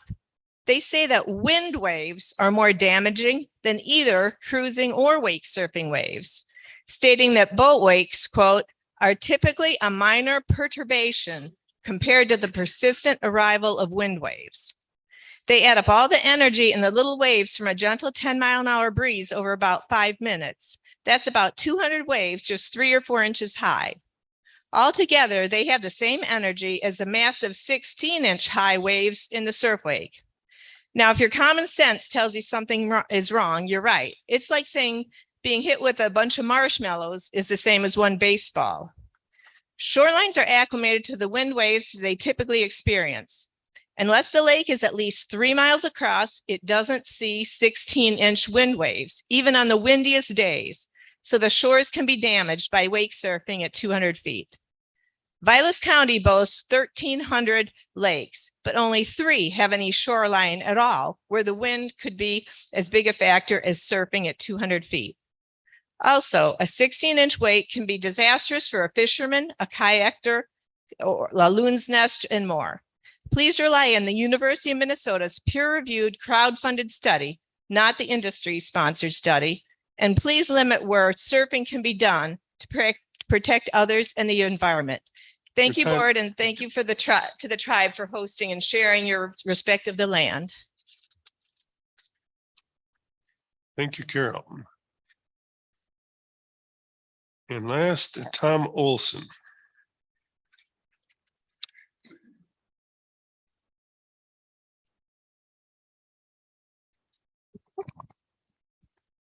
Good morning, Mr. Chairman, Mr. Secretary, and members of the board. I've lived in Wisconsin my entire life and now live in Vilas County. Were this meeting 60 years ago, my father would be sitting there with you. And so this means a little extra to me to be able to speak with you this morning. I'm here to address the issue of harm to lakes, inhabitants of lakes, and users of lakes caused by extremely large waves. Now, I think between last meeting and this meeting, you've heard a lot of discussion about how that is going on. And so I think I'll skip through reciting all of that stuff again to you. One thing, though, I did see, it was a recent memo sent by staff to the board that suggested that local regulation was sometimes better than state regulation because there was local knowledge about the lakes. We tried to do that in Presque Isle and put together a good ordinance and ran into some problems with it because commentary back from DNR staff indicated it was going to be hard to enforce. That maybe would have been true, but it wound up with our town board refusing to take action, and that's a concern that I have. I think the DNR needs to do 2 things. I think you need to act immediately to stop the harm.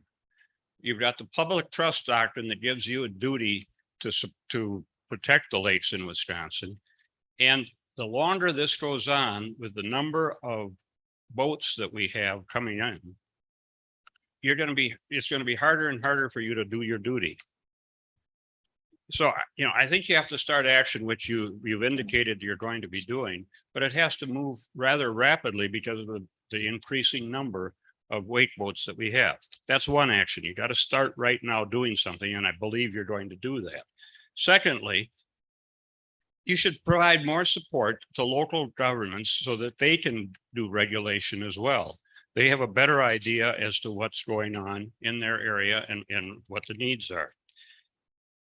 The memo that talked about local regulation made this statement: the department has no plans for conducting additional research in this area and currently lacks the capacity to mount a thorough study involving field research. I think I heard an answer to that this morning, because I think there's now been an assignment made. If that prior statement was true, it's a pretty sad statement. 15 seconds. If it's true that the DNR has staff with technical knowledge and regulatory knowledge that can aid local regulation, then the DNR should not discourage local regulatory action, but rather support it, even if it is sometimes difficult to enforce. To me, that's something you can assuredly do right now to act under the public trust doctrine in a way to meet your We have duties to as wrap it it up. relates to that. Thank you, Tom. Okay, that concludes our open forum. So we're Mr. gonna, Chair, just a comment before we close out on this. Okay. I'd like to thank the citizens that have brought forward this issue on dangerous wakes. As they noted, a lot of our policy in the department, statutes, code, is somewhat dated, and frankly was done at a period of time that did not contemplate this new kind of recreation. The state has acted in the past to protect the resources, to protect the quality of outdoor recreation for a wide range of users, and also to provide good guidelines to those people in these new forms of recreation, whether it's larger boats or wake surfing, to provide guidance so that they can exercise their choice of recreation in a safe and sustainable manner. And I think that what they've demonstrated to, certainly to me personally, is that we're at that point again, where it's really important to take a look at some of these new forms of recreation, take a look at the impacts on the resource, and come out with guidelines, policy, or regulations that can continue to support a quality outdoor experience and quality resources in the state of Wisconsin. So I'd really encourage a broad look at this and to try and come up with ways to be a positive influence on both protecting the resources, quality outdoor recreation, but also guidelines to allow people that have these surfing boats to use them in a manner that is a lower risk and more sustainable.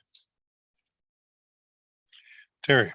Yes, I second what Bill said there, and I also want to thank these folks for taking the time, energy, and effort and resources to come and testify for us on this particular issue. It's heartening to see Wisconsin citizens participating. It's a good thing. Thank you. And they Okay. noted they were volunteers. Yes. Water quality testing. We appreciate that. I would also like to add to that. Because I sat in the position that you good folks were that came here today to testify. And one of the things that occurs is you kind of get worn down by the process. And the process is the darn process. And it's lengthy but typically the board is held accountable then. Well, gee, can't you fix this today? Well, I wish it was that simple. So if the department is going to do this by rule, we're looking at a 2 to 3 year process to get a rule through.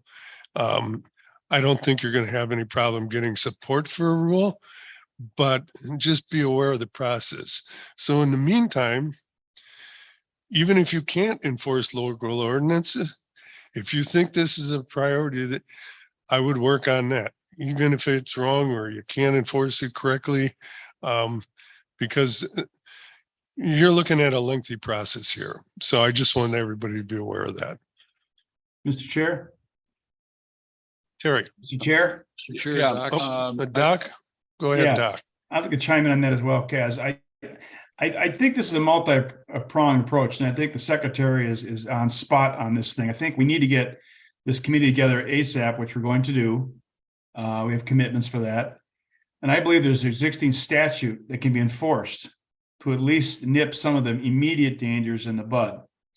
I told the committee when I met this summer with Bill and I met with this some of these people regarding this issue that this is going to be a lengthy process. If it's legislative, it could be 2 years or more.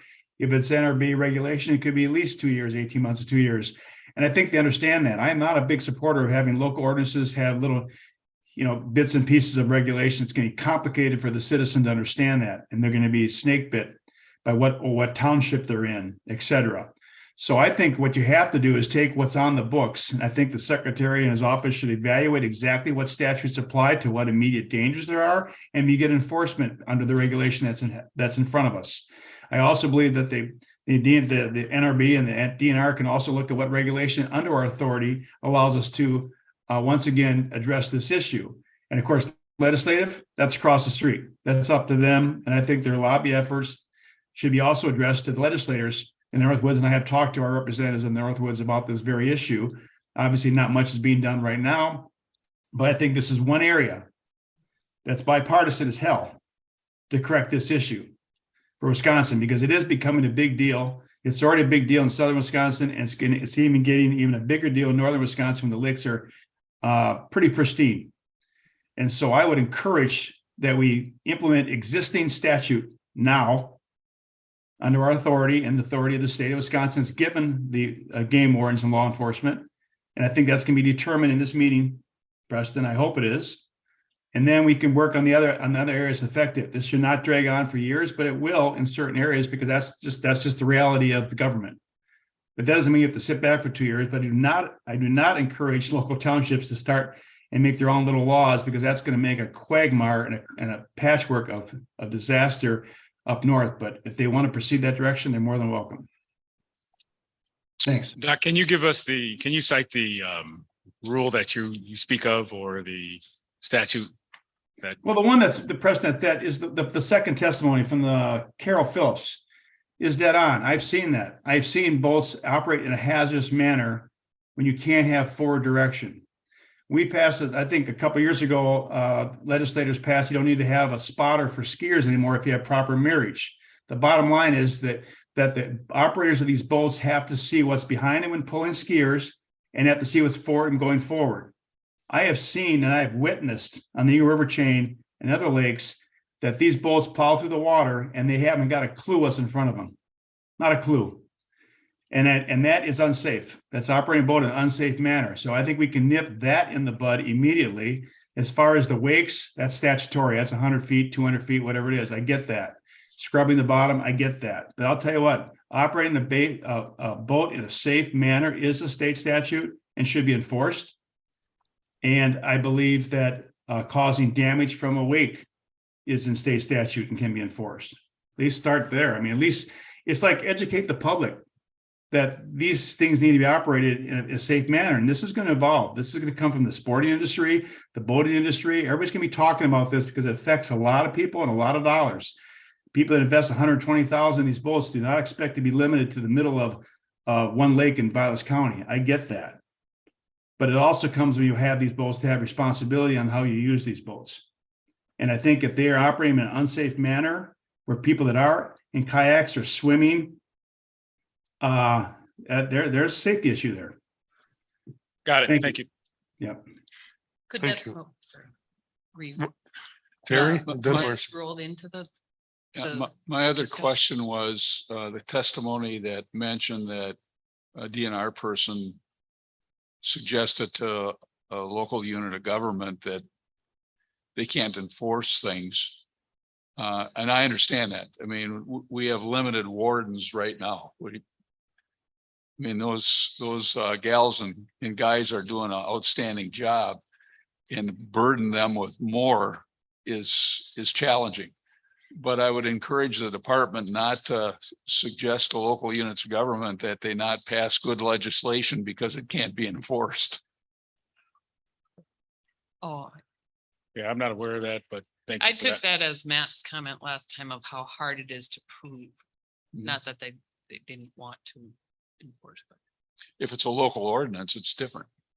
Depends on what's in the ordinance. Right. We'll reconcile that in our document. Department doesn't have responsibility to enforce local ordinances, so.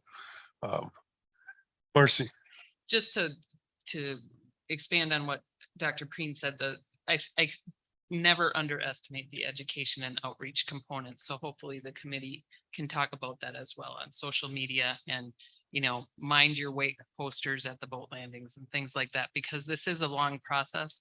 But the people I talk to that own the boats do want to do the right thing. Everybody's out there trying to have fun. And so they're concerned that it's going to be so heavy that they won't be able to use those boats. So outreach is always a great idea. okay. Department secretaries matter. Thank you, Mr. Chair. I have 4 items. First item is a planning status update regarding Rib Mountain State Park. Ladies and gentlemen, put your hands together for Rib Mountain State Park. Oh, I thought it was first.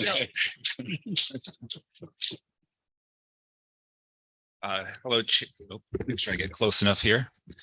Hello, Chair Kazmierski, Secretary Cole, members of the board. Thank you for having me. I'm here to provide an update for Rib Mountain State Park and the master planning process that is ongoing there. Earlier in October, I'm pleased to say that we released the draft master plan for Rib Mountain State Park. This is a plan that would revise the current 2005 master plan. The proposed management described in the plan is designed to meet the changing needs of the Wausau region while maintaining quality habitat. This is an increasingly urbanized environment, so we see those changing needs and that habitat mix in this park, just like we do throughout, but it's especially strong here. Planning process has had a lot of public interest with over 5,000 public comments submitted over 3 input periods that we've held so far. This draft master plan that has taken those comments into consideration recognizes the value of the park to the Wausau region, and as such, the management proposed maintains the existing opportunities while creating a year-round community asset and enhancing the value of this park as a year-round community asset. The Rib Mountain State Park Draft Master Plan recognizes local efforts to brand the Wausau region as an outdoor recreation destination, and expansion and promotion of downhill skiing, mountain biking, and rock climbing are really going to hopefully add to that effort that's happening locally. A proposed multiple use trail circling the mountain, so staying relatively level, and would be a level flat trail that would be open to hiking, biking, cross-country skiing, snowshoeing in the winter, has really received a lot of support, and continuation of other popular activities would make sure that this is a destination not only for tourists, but also for the local folks that live right there. The mix of recreational offerings proposed in the plan will ensure Rib Mountain State Park is adaptable as we move into a changing climate context, and will remain as a year-round community asset no matter what we see in the future. We're welcoming the public's review and comment on that plan now. Our website has a variety of options for folks to submit those comments, and I would suggest to those on YouTube that they visit our website, go to DNR and type in property planning, click Rib Mountain. And you'll also see there that we have a public meeting coming up on November 3rd. That's from 4 to 7 p.m. at North Central Technical College in Wausau, and we'd welcome the public to come to that as well. So with that, that's our update. I do have hard copies for the board members that requested them, and others. I would encourage you to go to that website to see the draft plan and give us your thoughts. Thank you. Thank you. Mr. Chair, next item are the acts of the department secretary. Those real estate transactions should have been in your packet thus far. Item number 3, secretary's matters, and Sandy, Why don't you come on up, and thank you for driving over. Appreciate it. And what's your report today?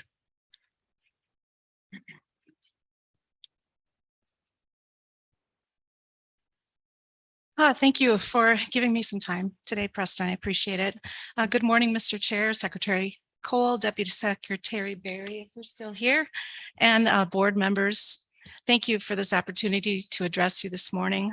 It was a great drive over yesterday morning. I did not get to dodge any deer. I was happy about that. Today, I just want to cover one thing, and it's mainly about the event that we just attended today or yesterday and today. Miigwech to the Menominee Tribal Council, staff of the Menominee Tribal Enterprises and DNR staff for an informative tour yesterday. I can't forget to thank Mr. Hilgenberg for setting that whole thing up, so I appreciate it. Visiting the Navano, is that right? Navarino, thank you. I can't read my own writing. Navarino Wildlife Area and Nature Center was a real treat. I hadn't been to this area very much in my time here in Wisconsin, and it was really an awesome place to visit. And as I was driving in, it was really great to see Canada geese flying in, lots of sandhill cranes. It was really a great opportunity.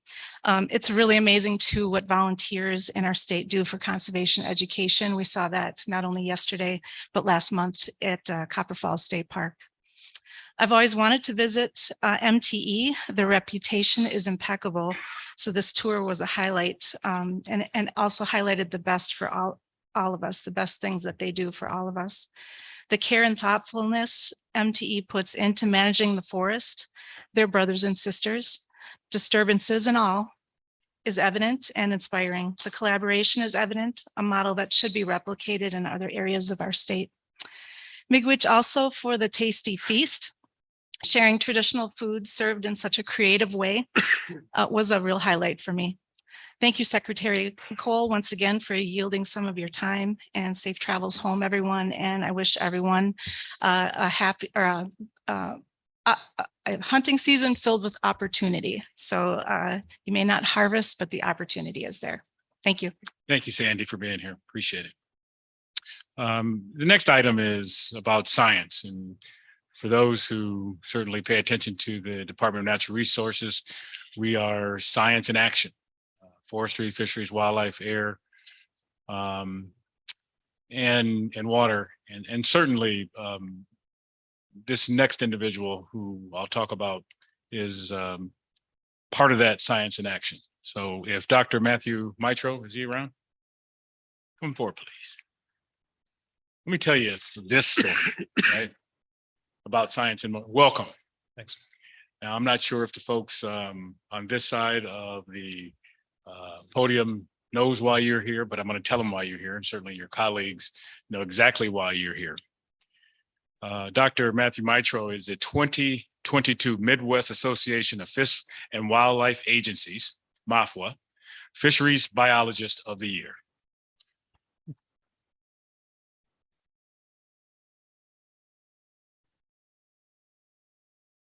Now, AFWA is the overarching group, and states, whether it's the Midwest, the Southeast, the West, they all organize themselves regionally. So for the, I believe, 7 states that represents in MAFWA, thought so highly of our biologists doing science in motion that he deserved recognition from his colleagues.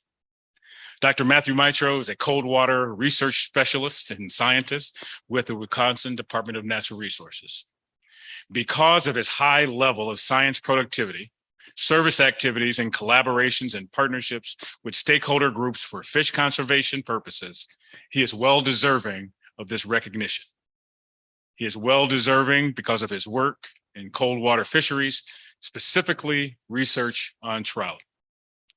Climate change projections for suitable trout habitat in the Midwestern US, including direct engagement with the Wisconsin Institute of Climate Change Initiatives, who we count on, who has also shared with us that our cold water streams on the western side of the states are increasing in temperature, 2 to 3 degrees. That worries us. Long-term trout and stream habitat monitoring programs in Wisconsin is what he's done in his work. The delineation of wild genetic strain brook trout for the Wisconsin Department of Natural Resources Brook Trout Propagation Program. Say that 3 times. Seminal research on gill lice and influences on brook trout. Protocol for age estimation in brown and brook trout, and of course, trout beaver interactions. Dr. Mitro's research has been disseminated in over 30 peer-reviewed journals and technical reports. He is also a regular contributor of popular articles in Trout Unlimited publications, Wisconsin Trout as well. Matt's service activities are also noteworthy. He continues to serve as an officer for the Wild Trout Symposium, the world's largest trout-specific science meeting in the world. And he routinely participates in the coordination of the Driftless Area Symposium. You may be familiar. Serves on the Wisconsin DNR Trout Species Management Team, Aging Fish, and this task force was instrumental to recently to update the Wisconsin Trout Management Plan. His partnerships with stakeholder groups for trout, stream habitat, and conservation is legendary. He is heavily engaged with Trout Unlimited and has chaired the Fish and Farmers Habitat Partnership in the Midwestern United States. Because of his breadth and applied research, his accomplishments, and his leadership to promote fish conservation, he is more than deserving of this award. Matthew, thank you for your service. You represent the best that we have to offer at the Department of Natural Resources. Ladies and gentlemen, join me.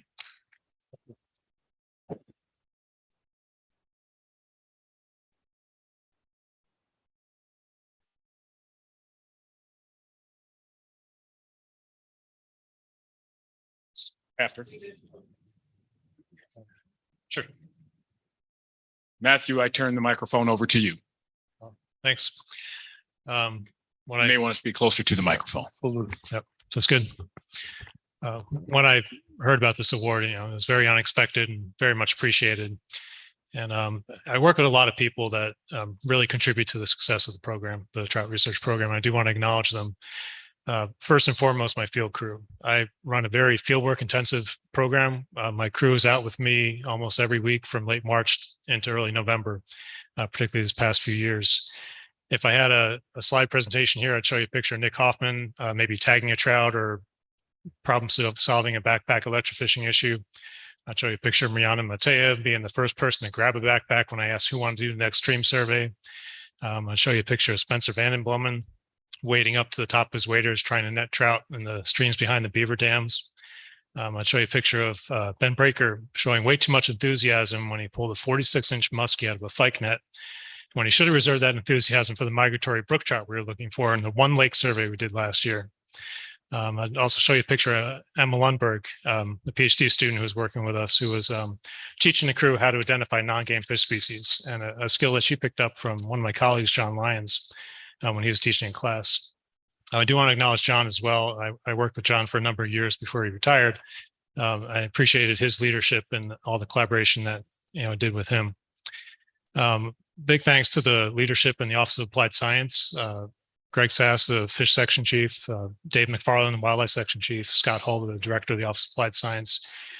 They're very instrumental in allocating sport fish restoration funds and wildlife restoration funds to support the work that I do. I really appreciate those funding programs. And the leadership from Scott and Greg and Dave is really creating an environment in our office that's just been very supportive for me and my other science colleagues to do the best that we can do.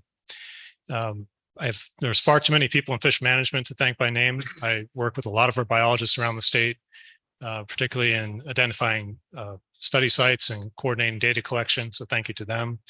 And thanks to our wildlife partners as well, particularly with this trout and beaver project, wildlife research, wildlife management, and the USDA Wildlife Services. Thanks to them.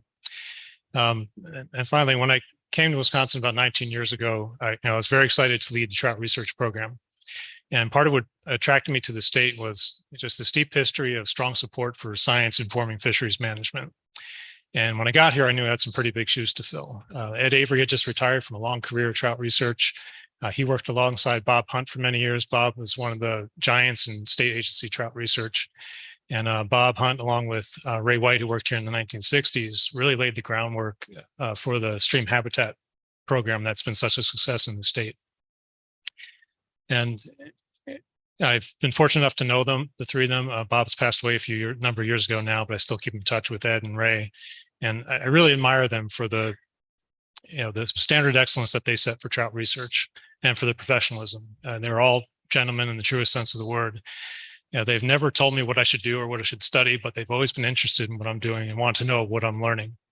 And I really appreciate that. And they inspired me, and I thank them for that.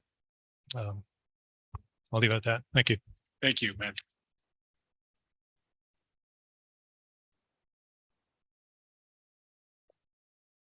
Well, Matthew, I wish I could give you more money for your award, but I can't. So folks who are either on the call or certainly in this room, you get the sense as the type of individual that works at the DNR and how committed they are to the science and the profession that they call their true profession. And so I'm excited that individuals like Matthew continue to call the Wisconsin DNR home, and look forward to others that follow in his footsteps. With that, Mr. Chair, I turn it back over to you.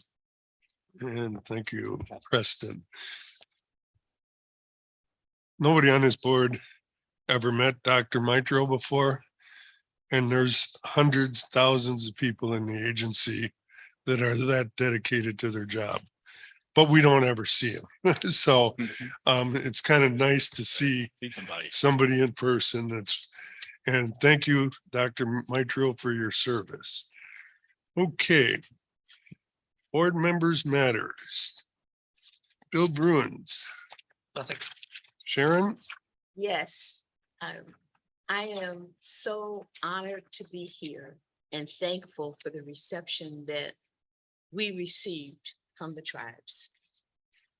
I heard a couple of things yesterday that were also manifest. Relationships matter.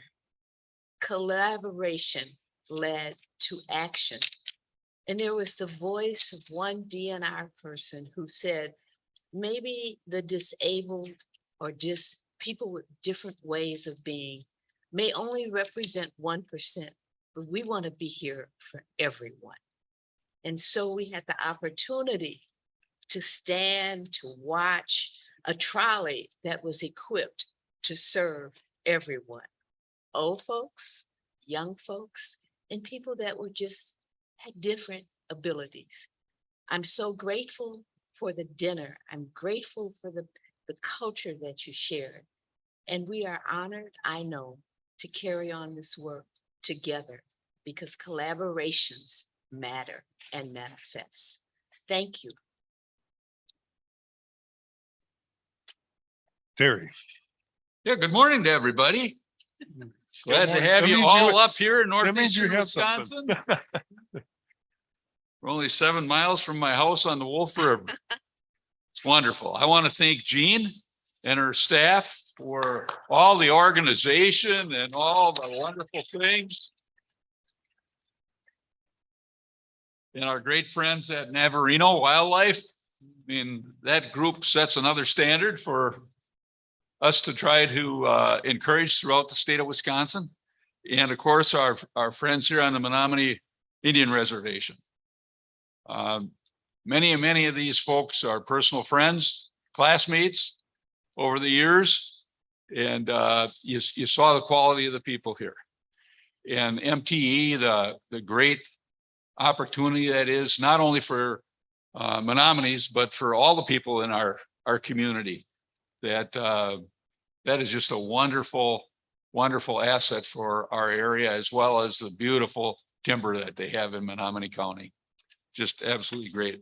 I also want to thank Deputy Secretary Sarah for her memo of October 20th. Gave me a lot of education. I hope all the board members saw that, but it also gave me an opportunity to ask for some more.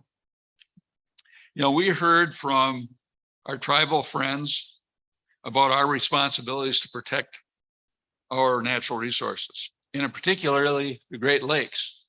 Our good friend Joe mentioned that this morning. I think my question is for the department is what can be done to go beyond what the EPA standards are that are not protecting the Great Lakes and specifically Lake Michigan. I'd like the department to seriously look at what could be required in this instance, in this situation, to protect this natural resource. I know it's meeting EPA stuff. We're not restricted to say it has to be at that level. As a state of Wisconsin, we can say it's got to be at this level. Now, is that going to create problems, controversy, issues, money? We deal with this every meeting. Why should this issue be any different? But when you see millions of gallons of sewage dumped into Lake Michigan, that's a problem. And I don't think we should just sit back and say, well, we met EPA standards. So with that being said, I'd like the department to come up with some ideas, some suggestions. I know there's fireworks, but we face that every meeting. Thank you. Okay, Terry. Marcy. Thank you. I just want to add my thanks for the tour and the learning opportunity. Terry, you set a high standard with this crew, but a couple things for people who weren't on the tour that were so nice to see. The Navarino not being a state-owned building was quite a surprise to me, and that network of volunteers and the fundraising they have to do to maintain those facilities, just awesome. But that collaboration, as you said, where the DNR staff and the folks at the Navarino Visitor Center, Education Center work together is really impressive.